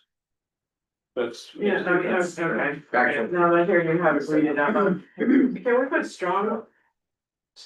Sorry, and then on page 4, residency within Cascade Loft is strongly preferred, can we do that? Or- Yes, we can. Okay. It would, all this was clarified through the city attorney and the recruiting department. Okay, can we put strongly in there, strongly preferred? And where is that at? Page 4, the ideal candidate, Educational experience. ideal candidate, that last sentence, or residency within Cascade Loft, or just above the picture. That picture on the right hand side. Resident within Cascade Blocks is preferred, strongly preferred. Strongly preferred, because. And then the only other thing that I see that I think is a real selling point, is that we work 4/10s. Absolutely. I think that should be on. That should be on here. That's a good point. 410 should be on there as a benefit. I'm sorry. Yeah. Or people that commute from. Right? somewhere else. Exactly. But yeah, that's like, I mean, cause that's. That's a good one. That's a real talking point. I mean, people that get a 3-day weekend. Yes. Living in the middle of the doors, I think that's. That's a good one. I agree. All right, Pete. Couple comments I had, I think this is great, the community, so the very entry, I would remove the line that says, yeah, it's true, but again, we're trying to recruit people, east of, approximately 45 miles east of Portland, positioned along Interstate 84 in the Columbia River.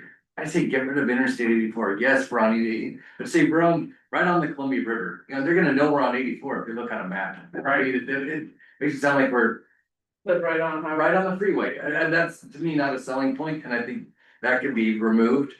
I definitely think that our designation is IMBA Trail Town Designation, only one of only 28 cities in the United States. I think that's something that Yeah, should now be. we can add that on there too, yeah. And the photos, we got quite a few photos of the bridge. the bridge isn't really the city's, you know, I'd like to see more pictures of We had that. very limited pictures that came from tourism, that's where these things are. Can we get pictures from, there's other people in town that have lots of photos. Could we get some other photos from other people? I was thinking about, Lorraine. She's got a lot of amazing photos of this town. We can try it. So just a little pet peeve, I'm like, I love the stern wheeler, you know, but yeah, I think we got plenty of pictures of the bridge. I'd like to see more downtown personally. And honestly, when you're talking marketing materials, the photos are really what people's eyes go to. And I think they're really big, you know, photo tells them 1,000 words, picture tells them, 1,000 words, obviously. Yeah. I can say 1,000 words trying to explain what a picture does, but you get my point. Thank you. Anybody else? Bernard? Yeah, so I concur with some of those comments regarding photos. I mean, he's an outdoor guy. I mean, I think it should be maybe this guy windsurfing or kiting, you know, or Agreed. out trail running, and he's beautiful on the PCT. Sailboats. Yeah, sailboats, zipping through Yeah. the water. Canoeing. Of course, canoe club. Yeah. I mean, we're a really awesome community. And these pictures only tell, I think, part of the story. And then on the compensation, I think we should kind of enumerate the value of the compensation plus the benefits. So when you talk medical, when you talk PERS, you talk all these things, the 11 days of, for the record, is it 11 paid holidays or 12? So we added. I thought we were up to 12. I think we did Juneteenth. You look at that, Okay. yeah. Yeah. Anyway, when you take everything, the compensation package, I bet you it's 200 grand, you know, when you add all that stuff together. You see 9, you're like, God, that's kind of but that's not the full picture. So I feel like we should give dollar figures to all that stuff, you know, the PERS and blah, blah, blah. So total compensation. Yes, has a value of X per year. Yeah. You are living, you know, you're getting an exceptional, opportunity, from a, you know, a prosperity, perspective. So a dollar amount for, That, And I and think think that, all that plus the salary. You tell, For a we range. just have to look at our total. What the The total package, at that 115, what the total thing would be with all of the insurance coverages and all, because it's based on percentage of your salary. And come up with a number, it's gonna be. yeah, 100,000 came out to $184,000 total compensation package. Yeah, again, that's the number they should be seeing through their Yeah. eyes, so we get that second look. And we attract a great candidate, yes, a lot of good candidates. Or at least a range. Courtney, On page 2.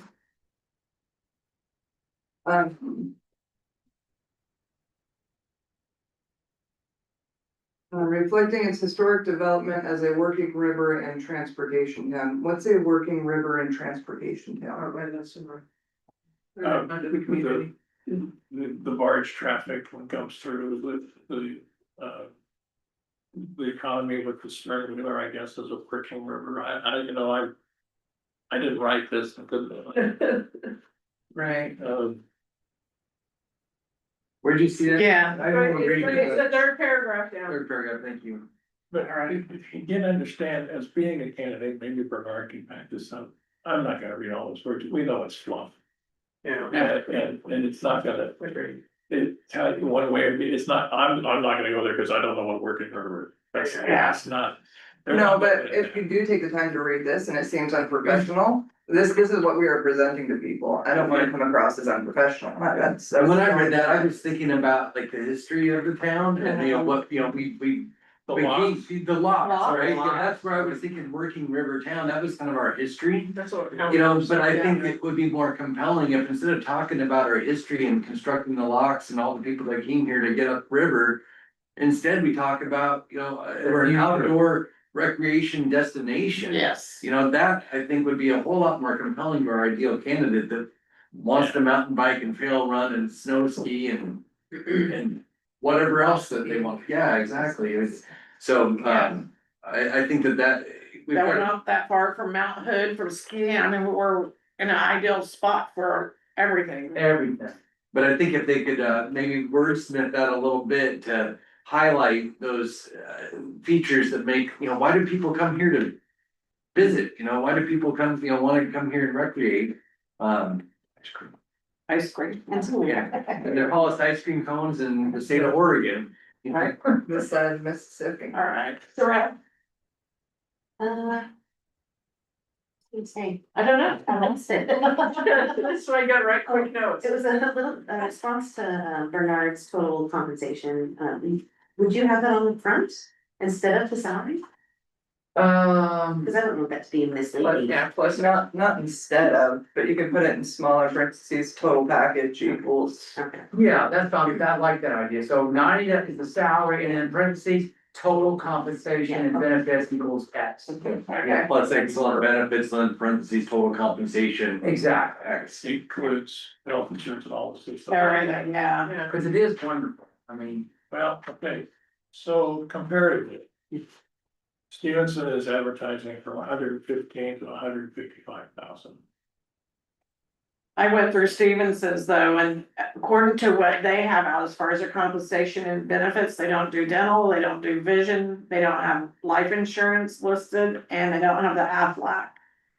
And they get less paid holidays, so that's what they have listed on their profile. And that's what I've been told for a long time now, is that our wage package is what puts us, or, the full package is what puts us in a yeah, in a Yes. competitive state, and so to have that included, front and center, and that would be, That's a good, yeah.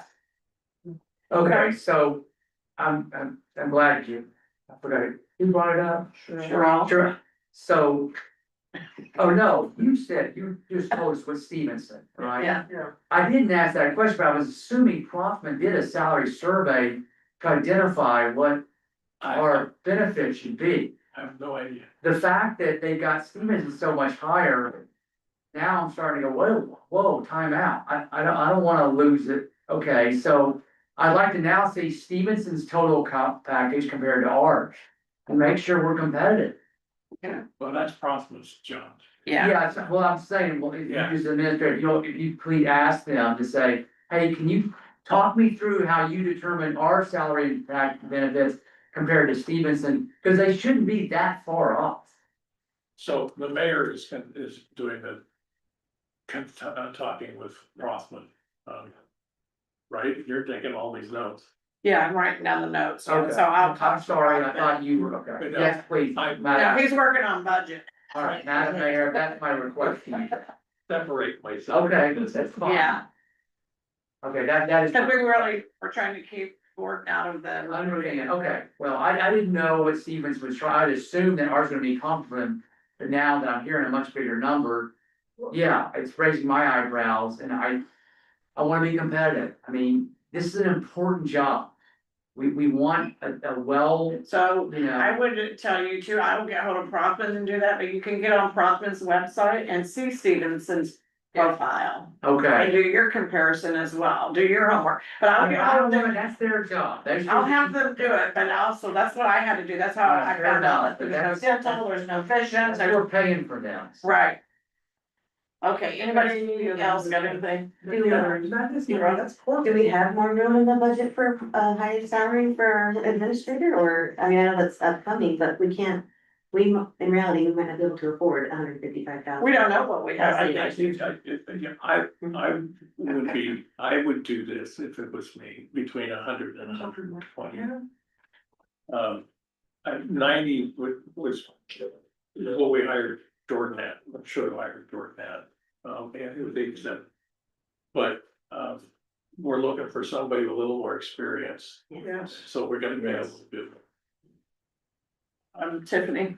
And we did have the wage analysis done, was not just what, a year or so Yeah. ago, and I mean, this is within the range of that wage analysis.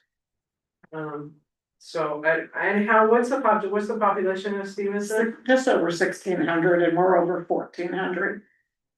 Very simple.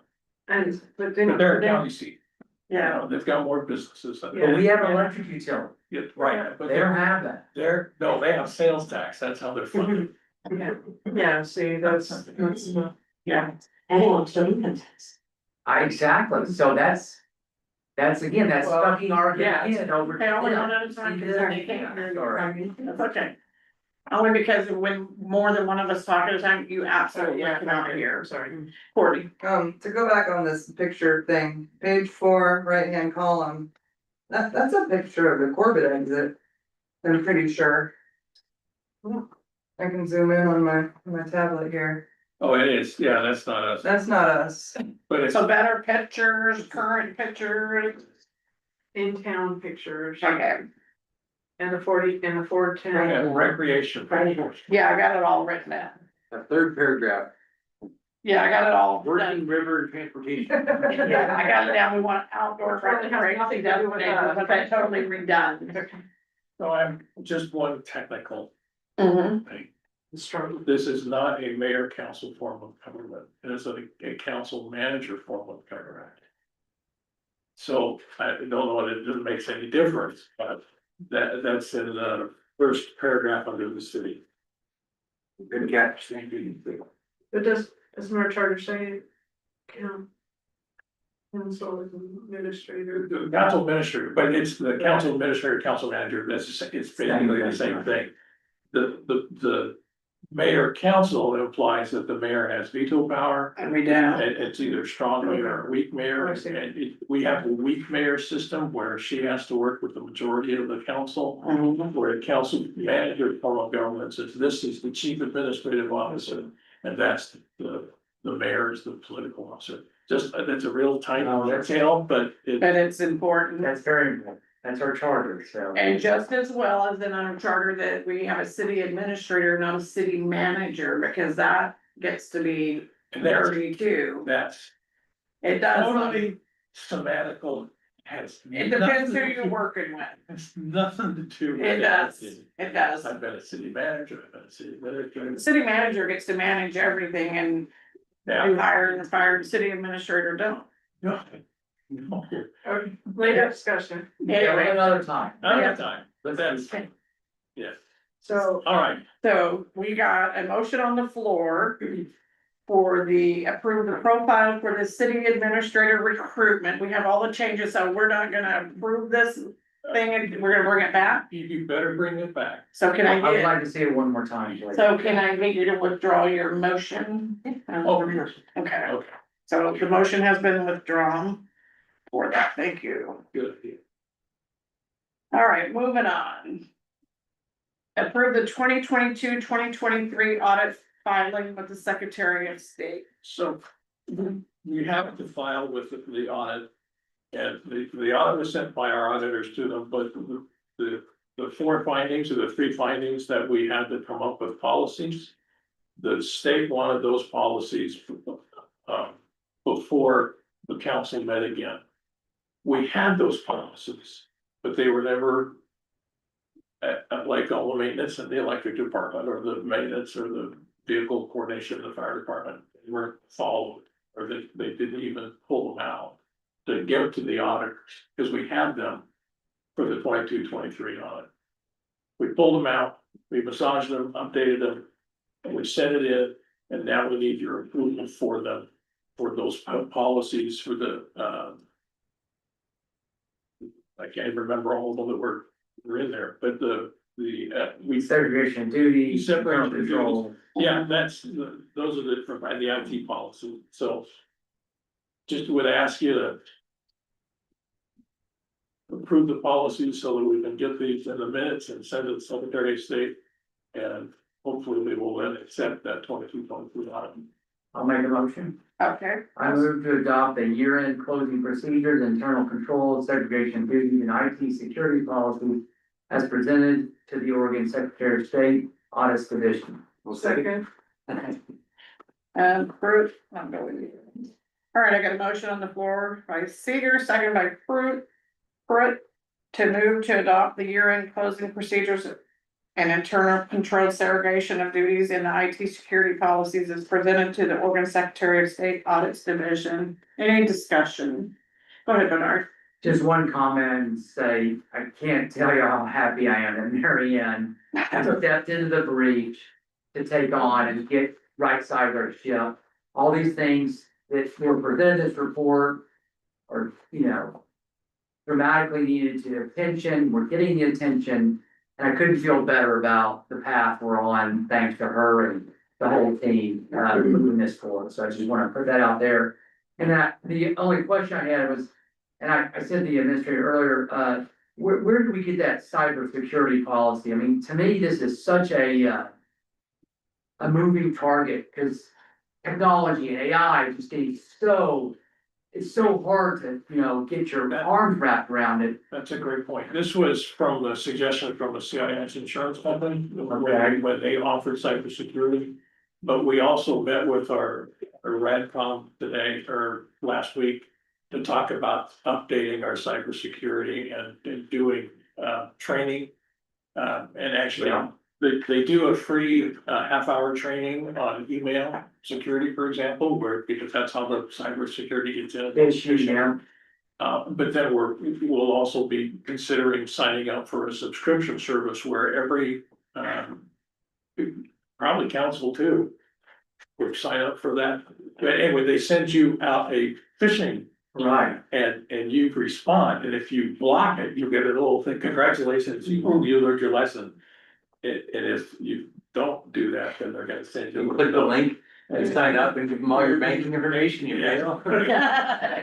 So, we're working on with our cybersecurity people to do that kind of thing too. Just because you're right, it has to be updated, but this is the best we got right at the moment. Okay, thank you. All right, Pete. Just, so the, documents that we're reviewing here that were attached behind the, staff report, were these, so are these the policies that were already in place, they've just been revised and updated, so dug out and updated? That's correct. Got it, thank you. Tiffany. So are these were updated to reflect the issues that we had in the 22-20? That were addressed in the findings of. Okay, and I was wondering about some things, credit card controls, there was just like a really slight blip, a very tiny little blip in the AP. There's no page numbers on here, I think. I know, it's It's just very hard. Page numbers on each one of the, Not necessarily. Two, you've got plenty of those. Yeah, you've got, which one would you like? You're the headline of the page. Yeah, I know, but you're gonna have to get that far back to find it. Just saying, it's a ways back there. Do we have credit card limit amounts that, I mean, because, Oh, I know, and the city's credit cards, yeah, absolutely. okay. Okay, and that, And there's different levels for different departments, because of the expense of their equipment or whatever, okay, and then, I assume that we have a procedure also, it's also on the accounts payable. That it says employee termination procedures ensure cards are returned, and if they're not returned, we have I'm pretty sure we probably have a cancellation. Oh, yes, absolutely. Pretty And they're not, it would be automatically. swift, Yes. yeah, pretty swift, okay. You can go online and stop. Oh, okay, good, yeah, I forget all about that, okay, so, just, on, I don't know, this is just a few pages back, under the inventory, city of Cascade locks. I think it's like the, What page? I can't. Good, there you go, sorry. Yeah, funny, nice. Nice to see you brought ice cream though. My favorite, so it's not the letter, it's past the letter, it's the third page past the letter. No, in the future, we would like to incorporate the use of project management module to TAC, I think it's supposed to be tackle. I think it's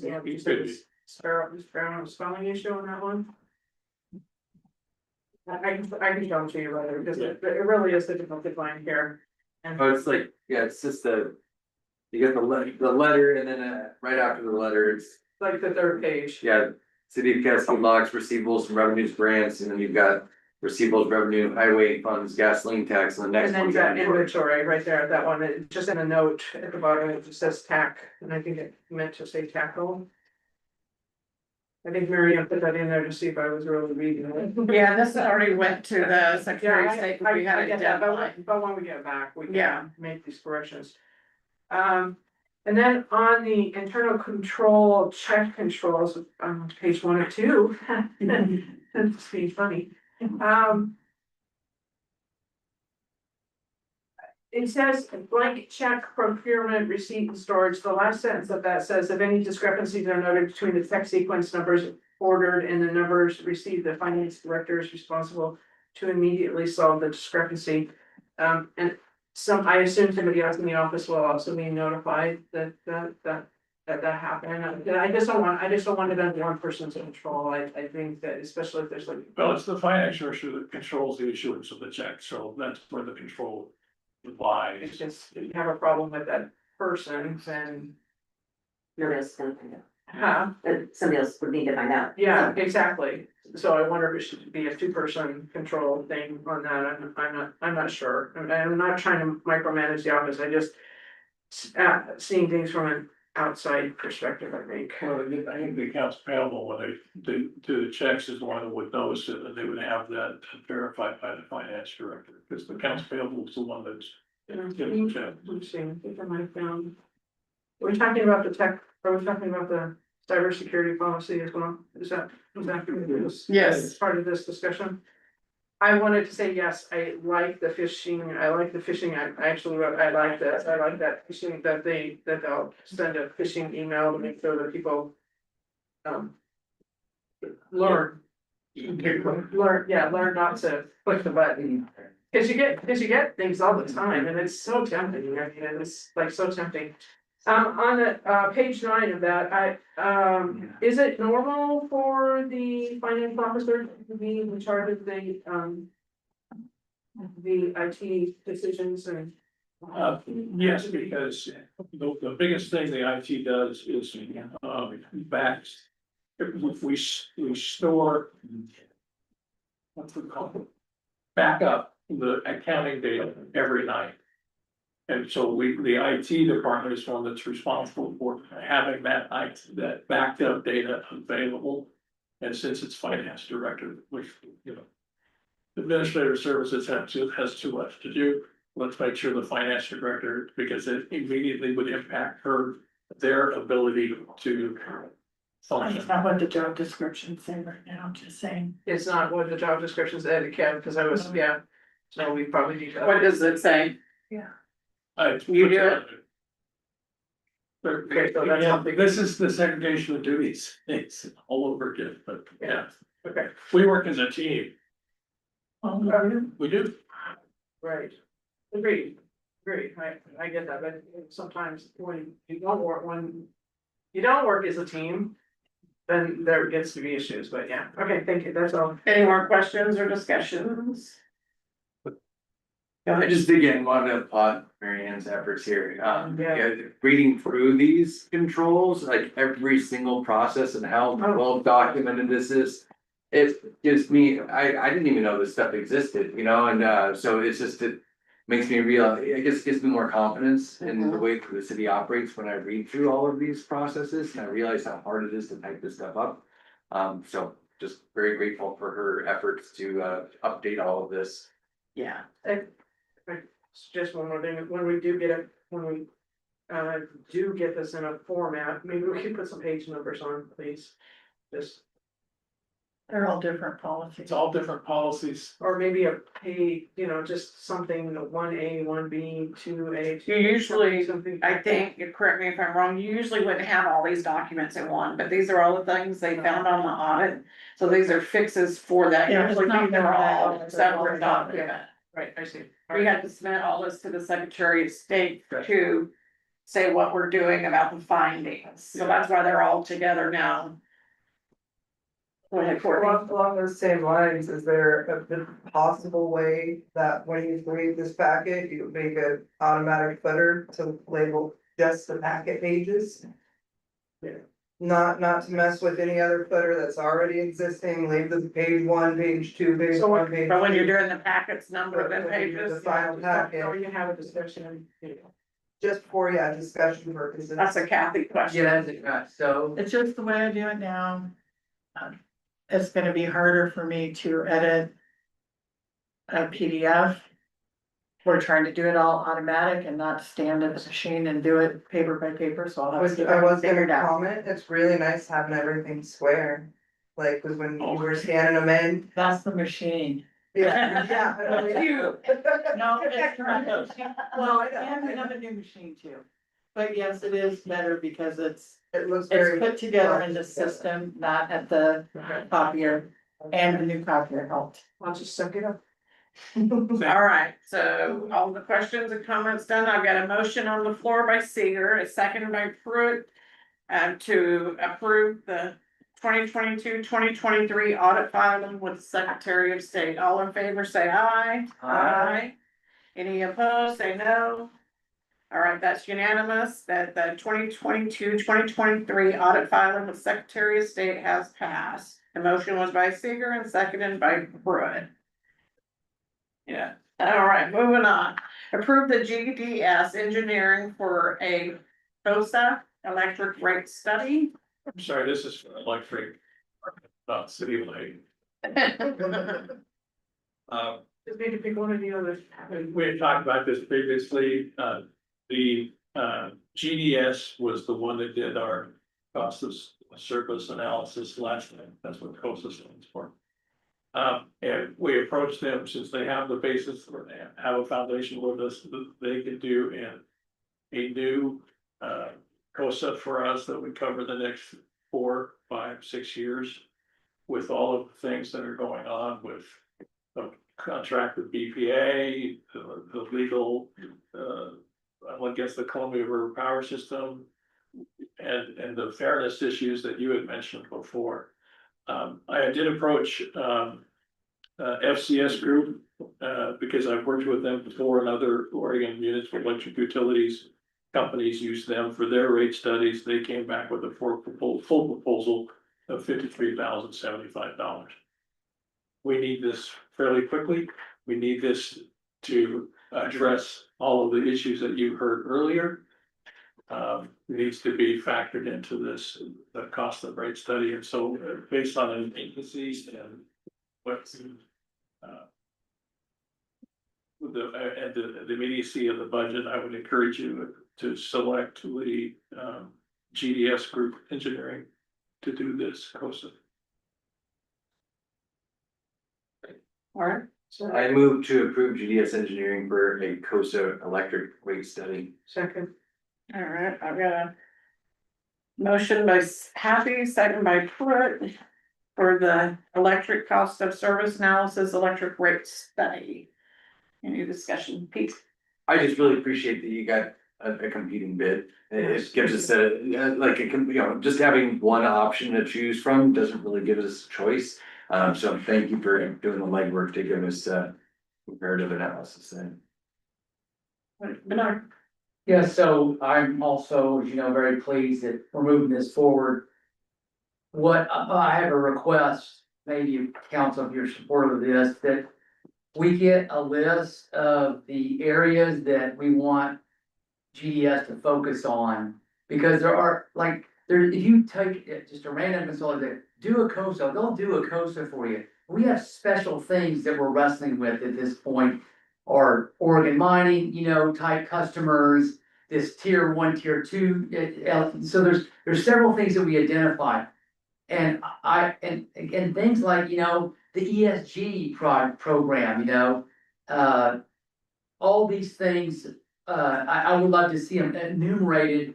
I thought that council discussed them and say, you're gonna do a COSA, but make sure you get 1, 2, 3, these 4 points. So we get the value for this money we're spending to get the update. And I just, right now, there's a couple things flying around in my head, but I'd like to see it in writing on what we're asking them to do beyond a general COSA. Well, that was in the previous discussion we had. I know, but I forgot what, I know we discussed it, but do we have a list now? Can We you did. share that with us? I shared that with them. Okay, That's why they came up with the 40,000, because they have to look at the fairness issue you were talking about and the data center kind of thing. And we had that discussion after the council meeting a month ago where we could raise our rates on the data center, because where's it gonna go? Because the current political climate says data centers are gonna pay for 100% of their power. So those are issues that they are aware of, and I will make sure that they. yeah, I just wonder, just in my mind, I want us to review what are those the issues were, so.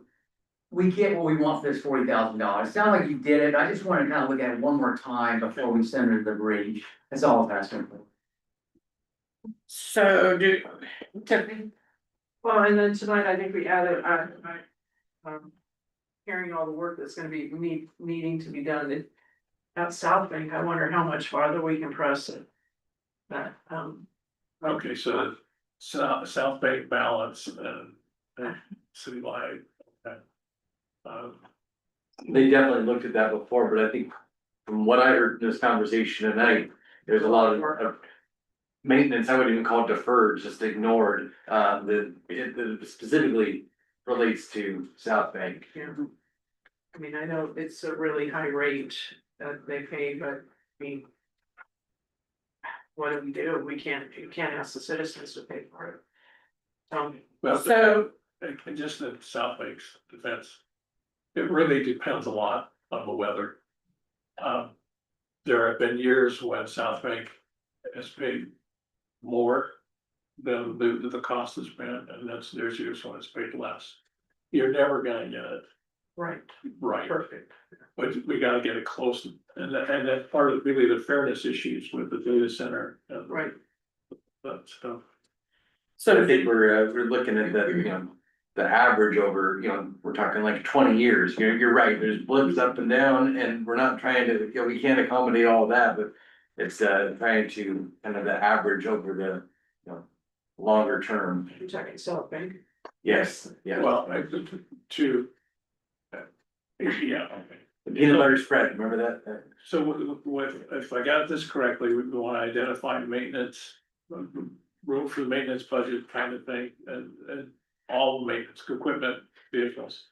Balance between South Bank and City Light, the Columbia River operating system, the impacts, judicial impacts, the BPA contract, data centers, carrying of that, and fairness. With That's a good list, thank you. In the tier, So- in the tier, what? that's the fairness, that's the The data tier, center, tier one, tier tier, two. okay, okay. So did we want to withdraw the motion until we see this, or? No, I don't know. Just- We can, we can. Go ahead. Okay, we're good with that? Did anybody else have questions or comments? No? All right, so I have a motion on the floor, motion by Happy, seconded by Pruitt, for the electric cost of service analysis, electrical rate study. All in favor, say aye. Sorry, Bernardson's. So, back to the purchasing policy, so. We've got basically two bids. Can you remind me, what does our purchasing policy say regarding this level of expenditure? Under $150,000, you can have 3 informally solicited bids. Okay, is it required or? To the best, reasonable efforts. That I think is the way the code reads, To get 3 to bids? get 3 And bids. we got 2. We got 2 because I only got one from our OMBU people that they use, that was FCS. And then, the people I would have used are ones got bought by Vantage Point, which is doing our EDA hardening system. And this is not for the minutes, and I am not happy with our current electrical engineers, and so I didn't even ask them. Okay, But that's my personal last, I'm sorry, and I just added one more thing, wildfire mitigation, the electrical. yes, thank you, that's it, yeah, this is, All right, okay. so we're ready? So all in favor, say aye. Aye. Opposed, say no. All right, so unanimously, the motion was by Happy, seconded by Pruitt for the electric cost of service analysis, electrical rate study. All in favor?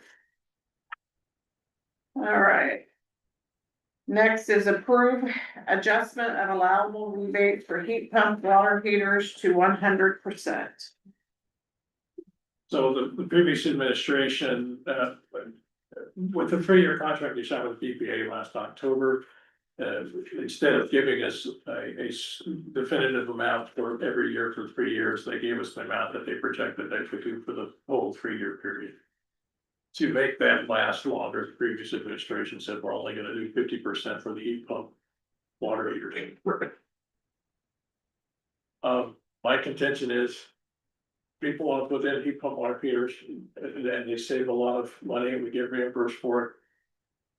If we take right out of $81,000 in 2.5 years instead of 3, we're still getting the same. So and you've got all the rebate prices and everything else on here that you can do that. That was the only one that was affected and changed.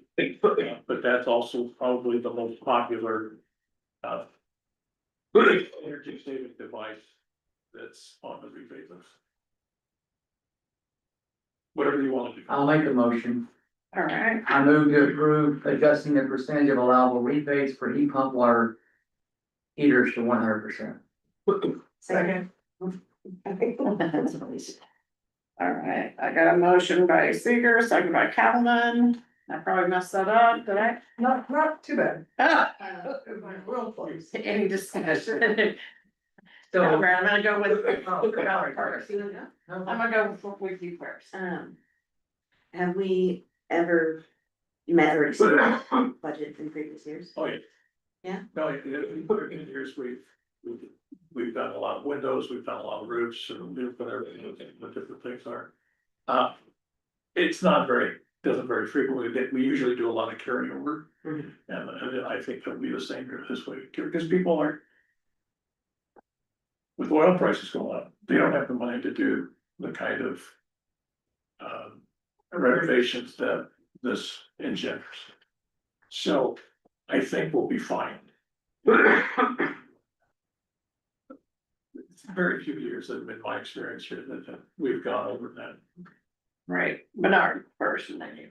So I had a conversation with one of our council members, for this meeting, talked about this little. And I said, if I went and visited 100 households in Cascade lots, how many of them do you think have a heat pump water heat system? I said, you think it's 30 and 70 of them have the old electrical coil? And this person says, oh no, it's probably less than 30, maybe 10, you know? And so if that's true, and let me, can I do a poll? How many in our, we all residents, how many have a heat pump? We have 2, 3, 4. So we're, how many out of how many? That's not bad, okay. But still, 6 out of the, how many ever do not. And to me, this is a win-win-win, okay? Win 1 is the customer because they're using less energy and they're saving money on their heat bill, okay? Win 2 is the city because we're buying less putting less demand on electric utility so we can keep our energy demand on that tier 1 basis, right? And then win 3 is just like environmental issues, you know, all these things. Being efficient helps everything when you're concerned about quality of life. So I'm very much for this increase. I had 2 questions though.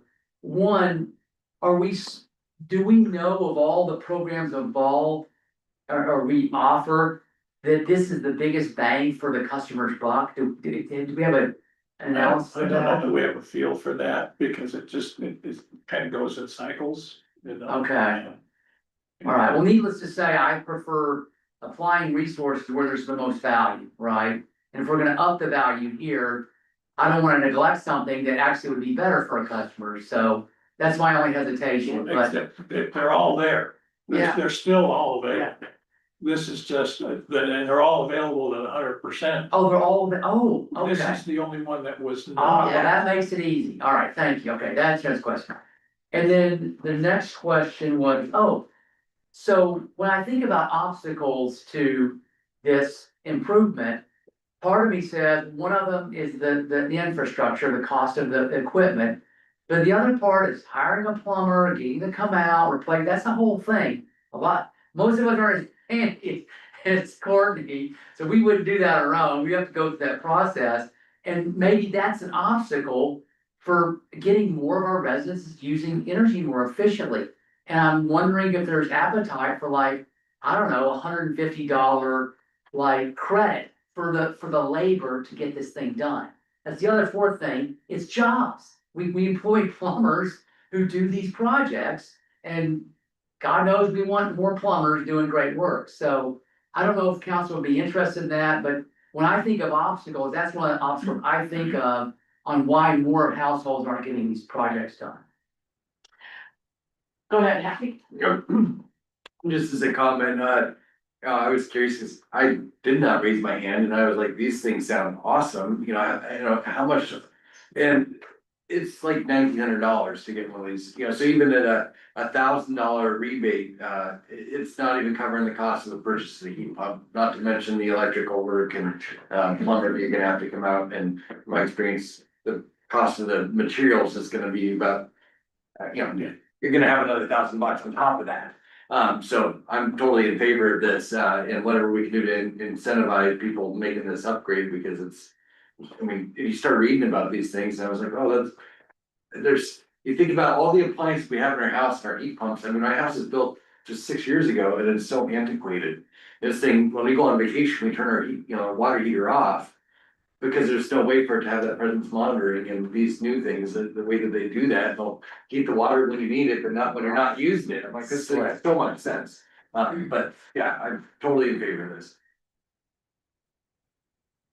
True. I think another obstacle would be, how many citizens know that we have this program?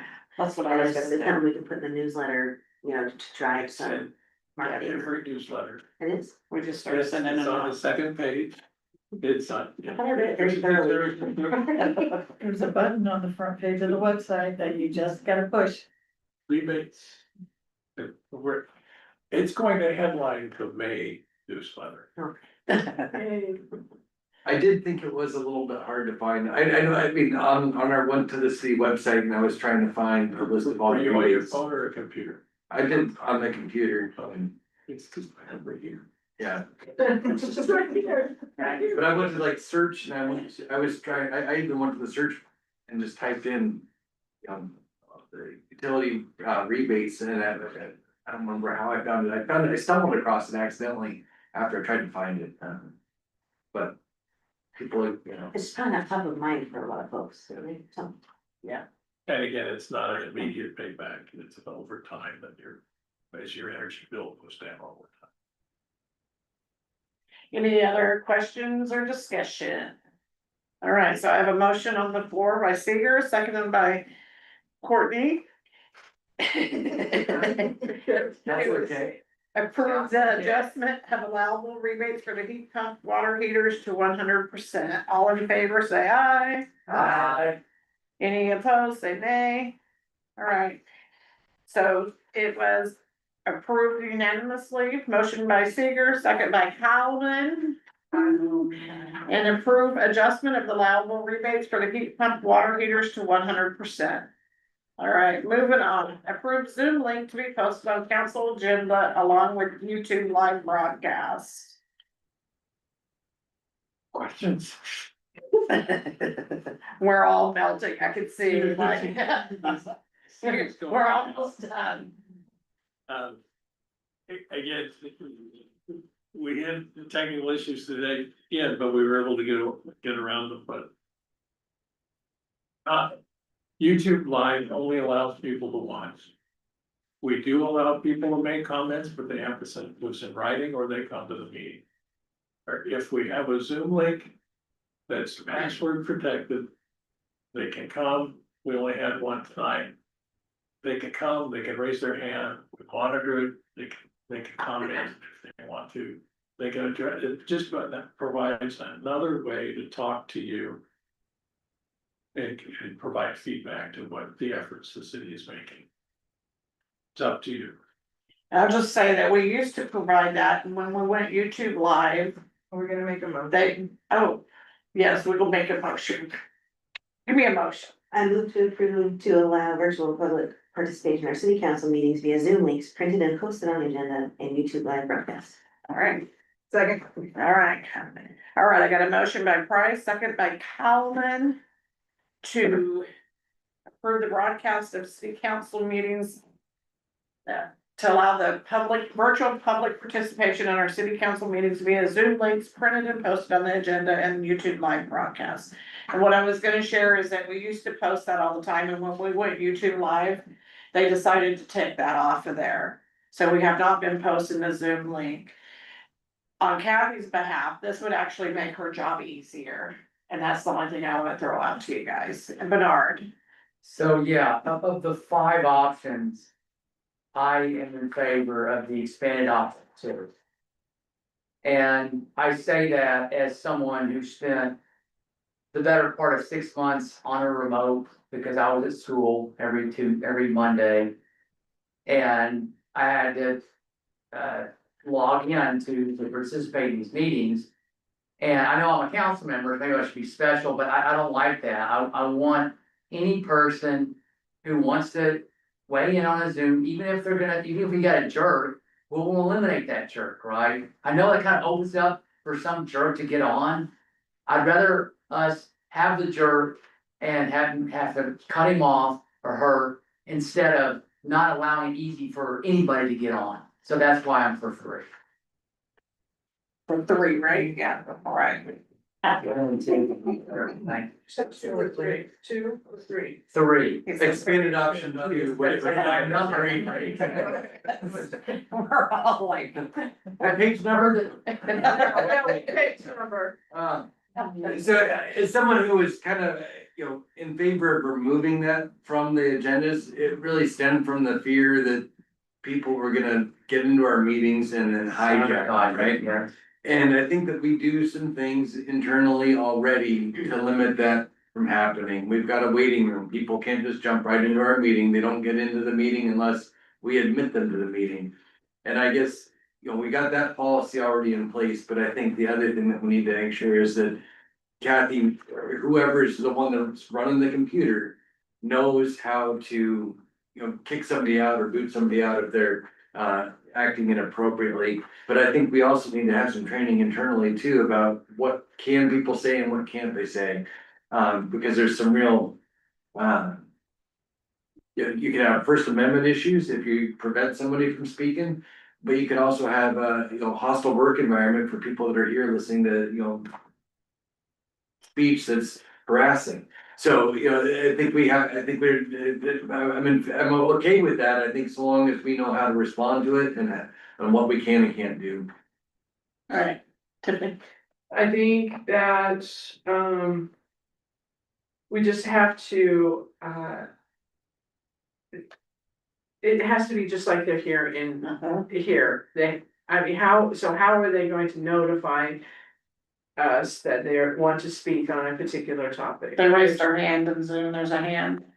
Okay, but we also have to maintain, it has to be that they can only have, timer. well, with the timer, not only the timer, but when they can speak, they can.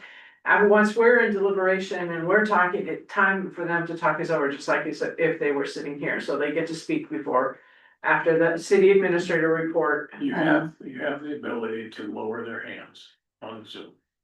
Okay. It's, you can do that with your Zoom meeting. So I think we just have to get it out there that you, if you're the public and you wanna talk on this item, now's the time to do that. So once we start talking, then it's over. So I think it'll be just up to the mayor to implement that this, okay, public comment time is now over. Now we're gonna deliberate it ourselves.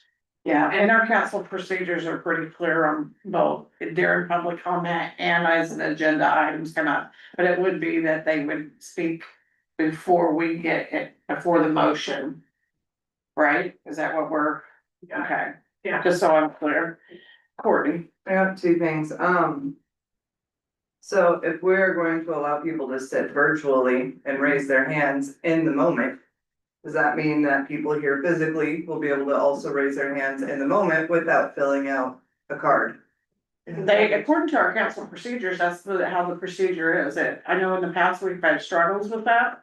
But according to our council procedures, they can talk during the public time, and then they can also comment on each agenda items. Right, but with the raise of a hand, If she recognizes. Yeah. if she recognizes them, Right. but if they fill out a If she form, recognizes them. if somebody fills out a form, they still have to be recognized? Yes, because the form comes up to her. Yeah, it comes to me, and then I would know that they're one. Okay, That just tells me what agenda, if they're here, then that would tell me what agenda item they're wanting. Gotcha, to be gotcha. done. okay, and then the second question was, you mentioned that it would be easier on Kathy, how? Can you Because explain that a little bit? currently Kathy has to send a link to everybody that wants to participate. So Nan gets a link. If Bernard's at school, he gets a link. If I'm sitting at home, I get a link. Or any presenters. Yeah, so everybody has to be sent a link. If we put it on the agenda, it's there. They do Gotcha, it. gotcha. So instead of separate emails. too. Yeah, So just for clarification, we're already live streaming, publishing, recording with YouTube while also running the Zoom. And that's Yes. where so we're already running both of those platforms. Yes. Yes. As it stands. Zoom does the recording, that turns into the minutes. YouTube is just a live presentation. I know it's just, does they copy it? You can go look at it for 2 weeks or something? I thought it was published on YouTube where I can go back to last It is year. on, it is. Yeah. on. It is. Okay. Alright, thank you. any other questions? All right, so I have a motion on the floor by Price, second by Hellman, to expand option 2, the YouTube Live with open Zoom meeting IDs printed on the agenda. All in favor, say aye. Aye. Opposed, say nay. All right, so the motion was by Price, second by Hellman, passed unanimously to broadcast the expanded option number 2, YouTube Live with open Zoom meeting IDs printed on the agenda. All right, moving on, mayor and city council comments. All right, but now we're gonna start with you. Sure. Just, 4 things here. I wanna just applaud Ted Dodd from the Port Commission. He really was the leader in the trail construction we've seen out near Wyatt. And put us on the map. I mean, it was him and his volunteers who sought out that IMBA trail town designation, got the approval, and it's incredible. I was out picking up litter with some volunteers, and we would always take the scenic road home, we would go to 51 and the Wyatt, and then come around on Herman Creek Lane. And every time, there's like 10 cars parked down at the bottom of there, all with their mountain bike trucks, out there playing in our gorgeous scenery. And I just think it's been such a successful effort by him. Agreed, it started a long time, started when I was here. Tom and I, we were talking to the Forest Service about getting a darn EIS so we could get these trails, authorized. And it's been a tremendous success. And again, I wanna show special gratitude to Ted, because he really has worked his tail off, and we've got the results. So, we're on the move, and more good things to come. He did a little presentation with him and his staff at Thunder Island like a week ago.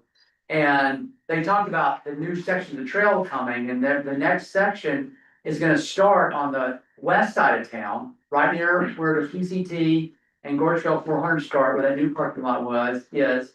And there's gonna be a new trail from there all the way to Dry Creek Road, okay? So there's another, 3-mile section, which will distribute the traffic, which will be great. You have people on the east side and the west side.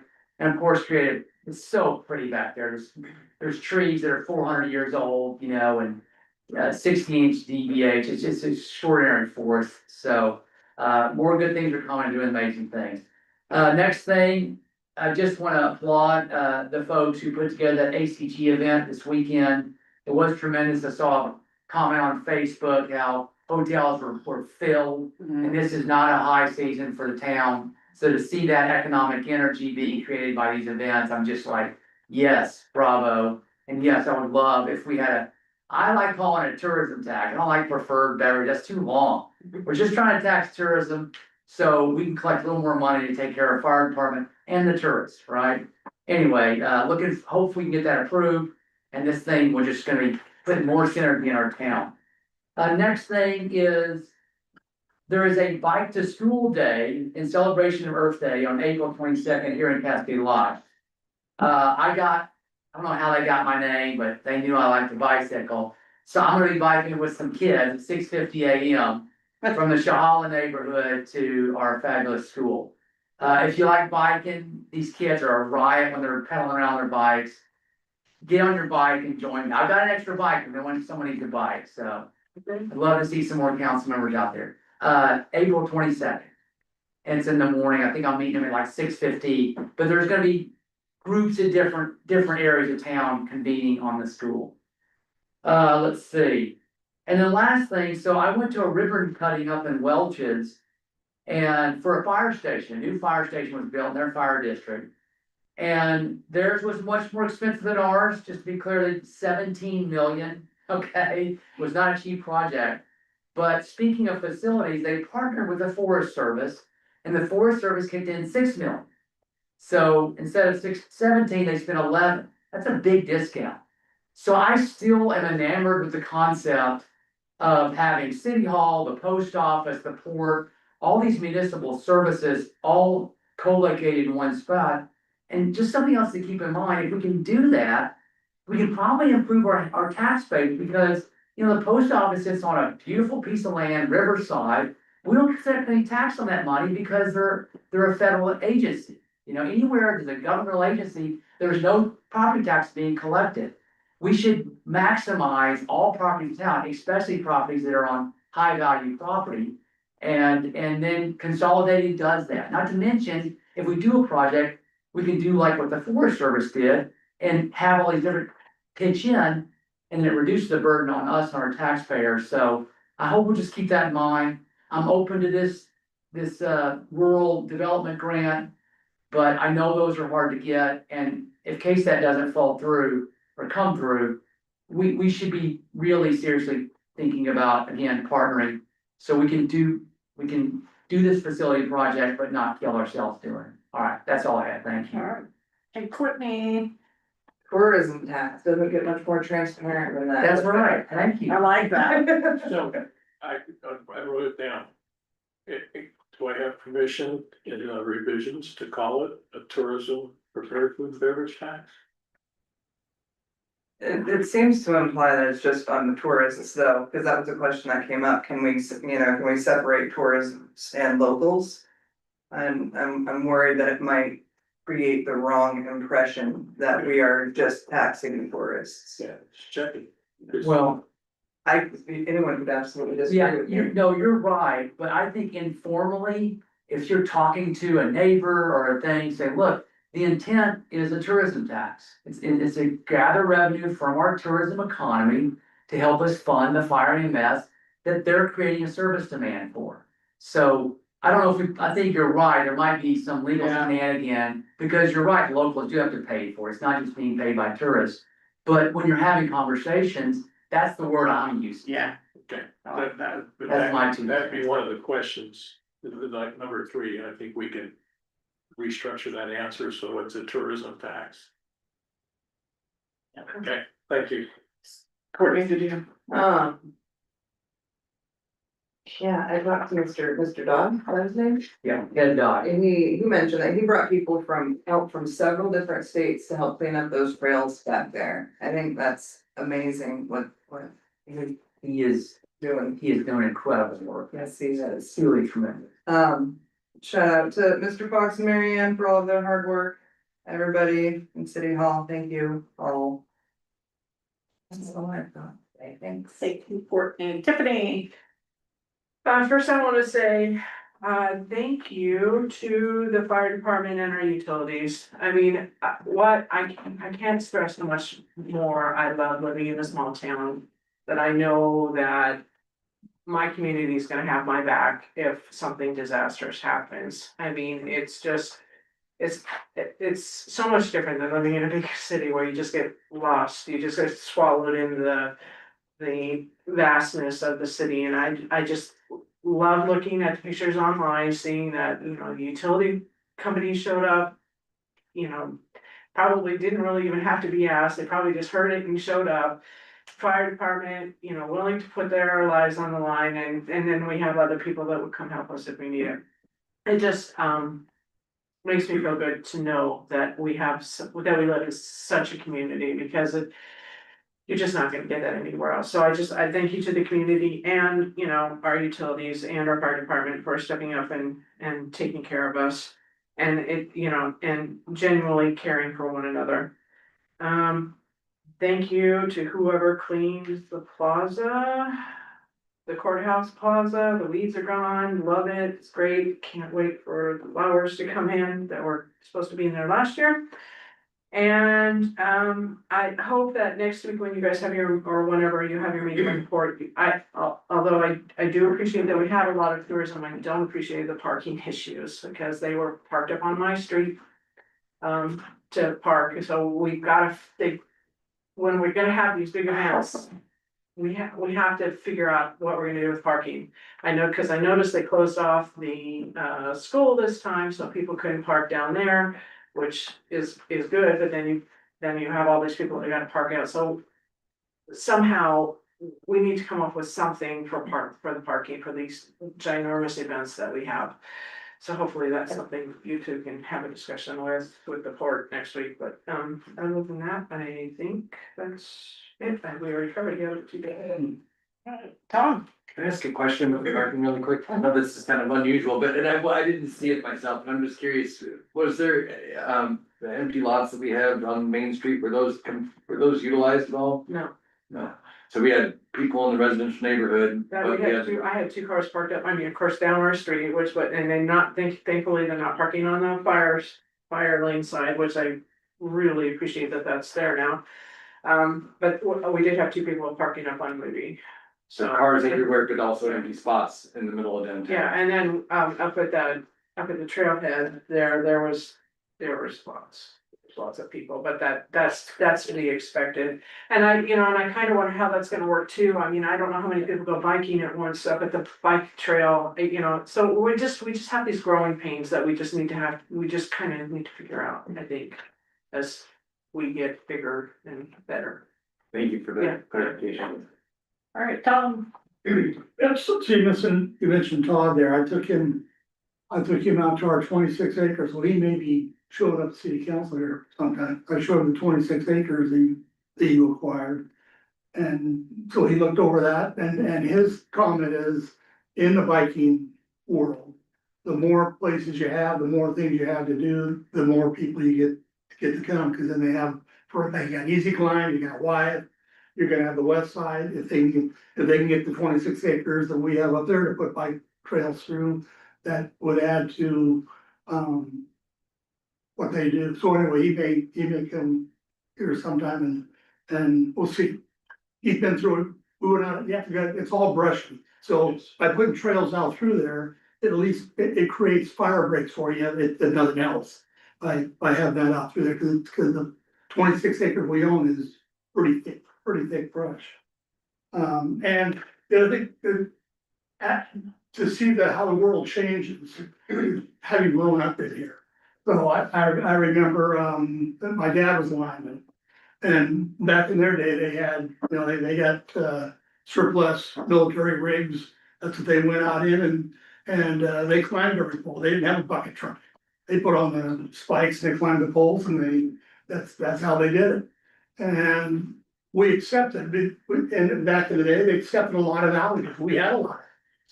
And you accepted it then, because before then, you didn't have any power, but once you got power, it was like, well, cool, it went out, big deal, but I had to live without it. Nowadays, you can't, it's like, you can't live without things.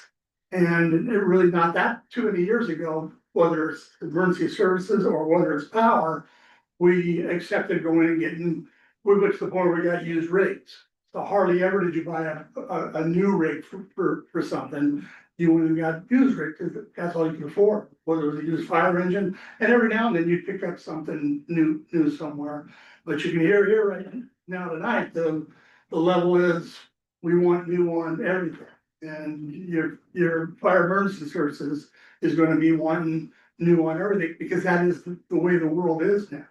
So we're gonna have to figure out how we keep moving into that world of people are not gonna be accepting the fact that you're buying used things and coming out and doing emergency services with them or power with them. Same thing from emergency services, end of it, I broke an ankle on a football game. They threw me in the ambulance we had, and at that time, just didn't use beat up old ambulance, threw me in a head of the hospital, and things started jerking around and jumping all over the place. It broke down a bone of it, but they knew that they had an ambulance that may not be that good. They were following the ambulance with a station wagon. Somebody station wagon, took me out of the ambulance, threw me in the station wagon and got me, but that's how life was back then. It is, you didn't have EMTs, you didn't have paramedics, you had first aid people. That's all they knew. The first, and the whole plan of the volunteers of the town at that time was grab and run. It was like, well, if there's something wrong with somebody, whatever, it's hard, whatever, we can't do other than we are grabbing, we're throwing the car, and we are getting to Hood River or to Gresham just as fast as we can, and that's how they did it. We don't do that.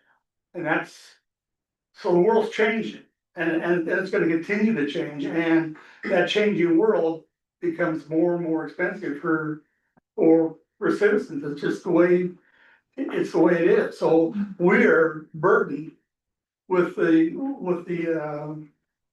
having to keep up with what that world is and how to afford that world. So I believe this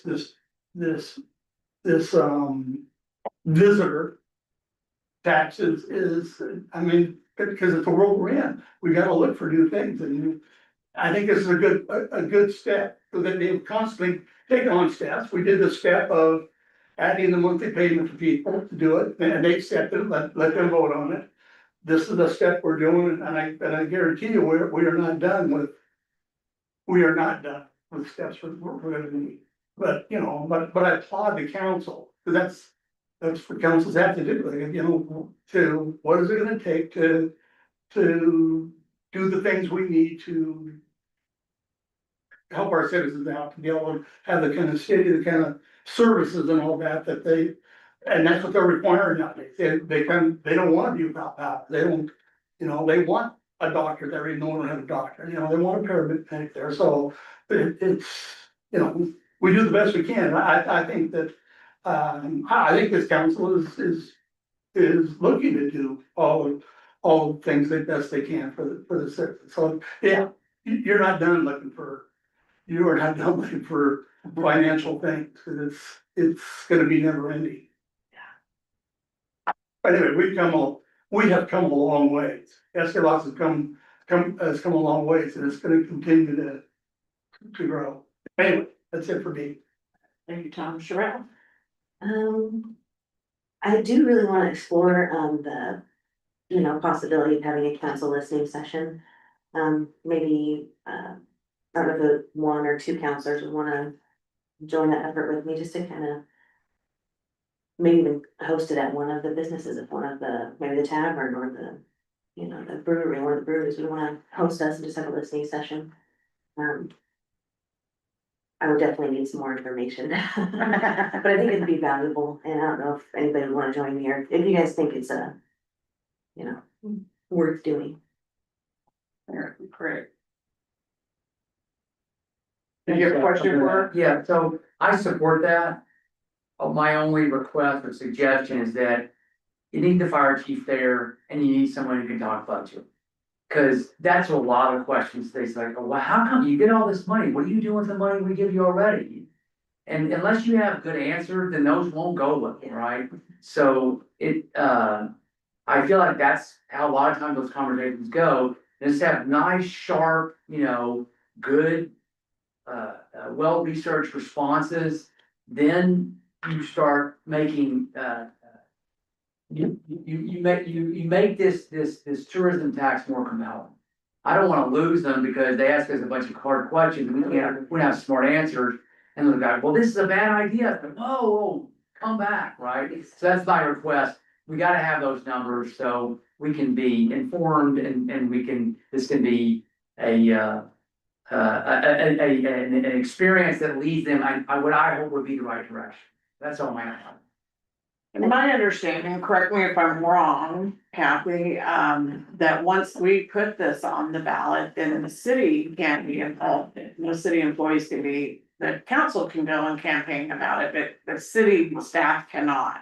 So we're pretty short on time, yeah. Not just because it's short of time, I think it's using taxpayer money to promote this, it's something to do with that. We can't put anything in the newsletter, Bernard knows that. Right. So, am I, And not on city time, anything like that, we Okay. can't No discuss city it. resources. so if the fire chief goes, he can't be on the clock, he has to be on some Off the clock. But he can go and answer questions off the clock. off the clock. Okay, just so we're clear. How does that work if you're on salary? You ever off the clock? Well, that's a good point. And can you have an opinion as a city employee for a? You can have an opinion, you can express. There you go. You can't, yeah. So, yeah, I just, not to interrupt you, but. Yeah. Just say, but, you got more? Are you sure? All right, Pete. Good discussion on everything we talked about again tonight. Tiffany, I think that I heard you say several times, my brain thinks different, I look at things differently, but you know what? There are other people in town that think the way, similar to the way you think, and that's why we're stronger having this, group of people, because we all represent folks that, we all look at these things differently, so you're catching stuff that other people are gonna catch too, so I think that we had really good discussion about all this stuff. I'm looking forward to seeing, Mr. Fox's, presentation. I'll go back and watch that on Zoom. I'm sorry I couldn't be here. But what I did catch, I heard someone that was extremely competent, knows our system, is passionate about doing things right, and has a plan, so I think you said, he's got a vision and he just doesn't have the resources, and, so anyways, I think we made a good hire there, and I'm glad we've got him, and I appreciate him coming to speak tonight. And, Mary Ann, again, I'm very grateful for the work that she's putting in for our city. And so excited that we get, we got the 22-23 behind us. And I don't think 23-24 is gonna be that far behind. So I'm really excited, and I'm hoping we can actually have 24-25 done before the end of the calendar year. So I feel like it'd be nice if we could actually get that goal accomplished. I know. Get our audits caught up.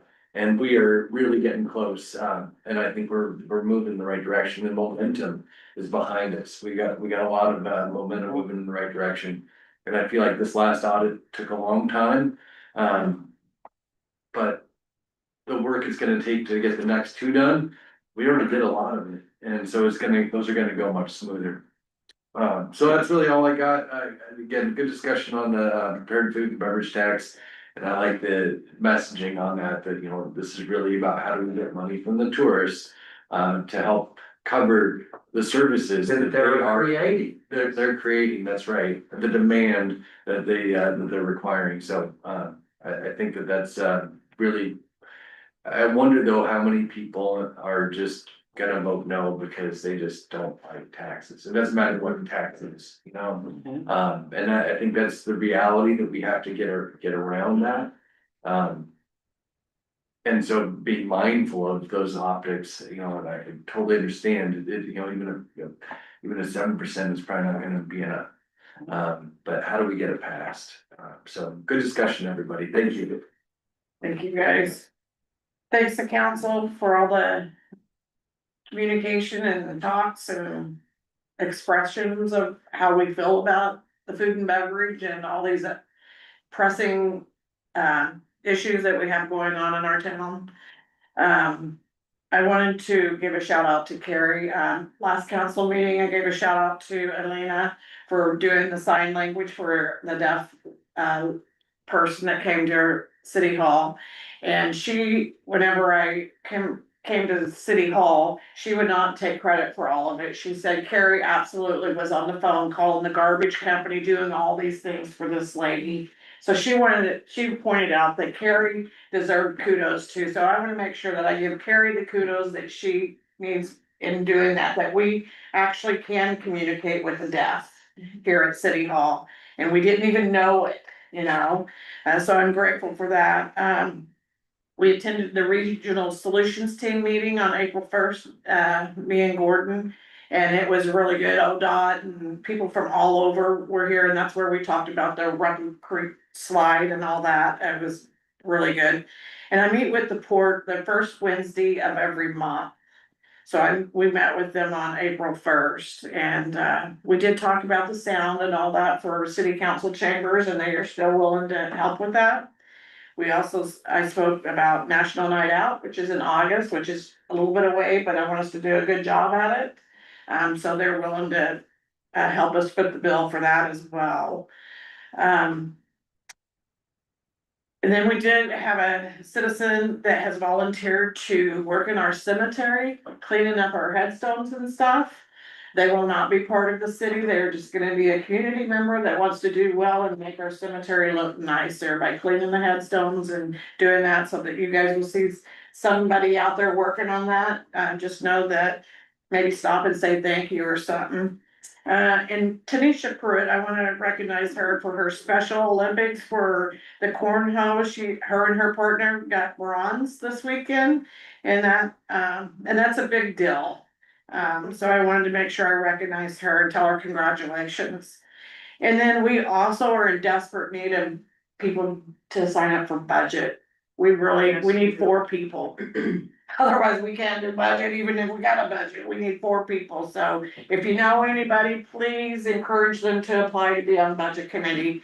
It's only a few meetings out of a year. It's a short commitment. So if we can get them, and then we have one on planning, and then we do have an opening on tourism. We have, a citizen resign, due to, commitment, too many commitments and all that. But will be an active advocate for our town anyway. So we do have one opening on tourism. And then, like city administrator said, on April 22nd, we'll be going to Pendleton to the LSD Spring Conference, so that'll be exciting. And then, I don't know how many of you guys took the time to attend the thing at the pavilion about the campground that the port is talking about. I don't wanna go too far, but I do want you guys to know that the port said that they will be going to the community first. And then they will bring it to council after that. They're not trying to like miss us or ignore us or whatever, but they wanna make sure that the community is buying into it before they bring it to council. Otherwise, if the community's not buying into it, then there's no sense in bringing it to council. So, that's my concerns with the campground thing. Is I would like to see some police, fire and EMS help. And also I would like to see the speed limit on Forest Lane reduced before that comes through, because it's crazy on Forest Lane, the speed. And that's all I have. On that note, Jeremiah said that he maybe sent you the screen.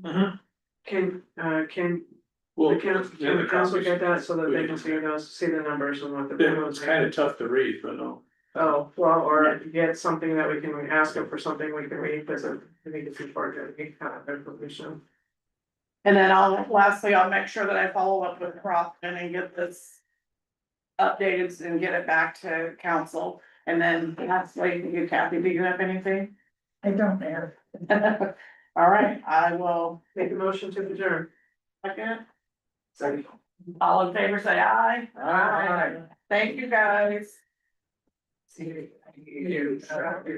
city on the bridge. That all goes back. We've been good. Yeah, we've been good.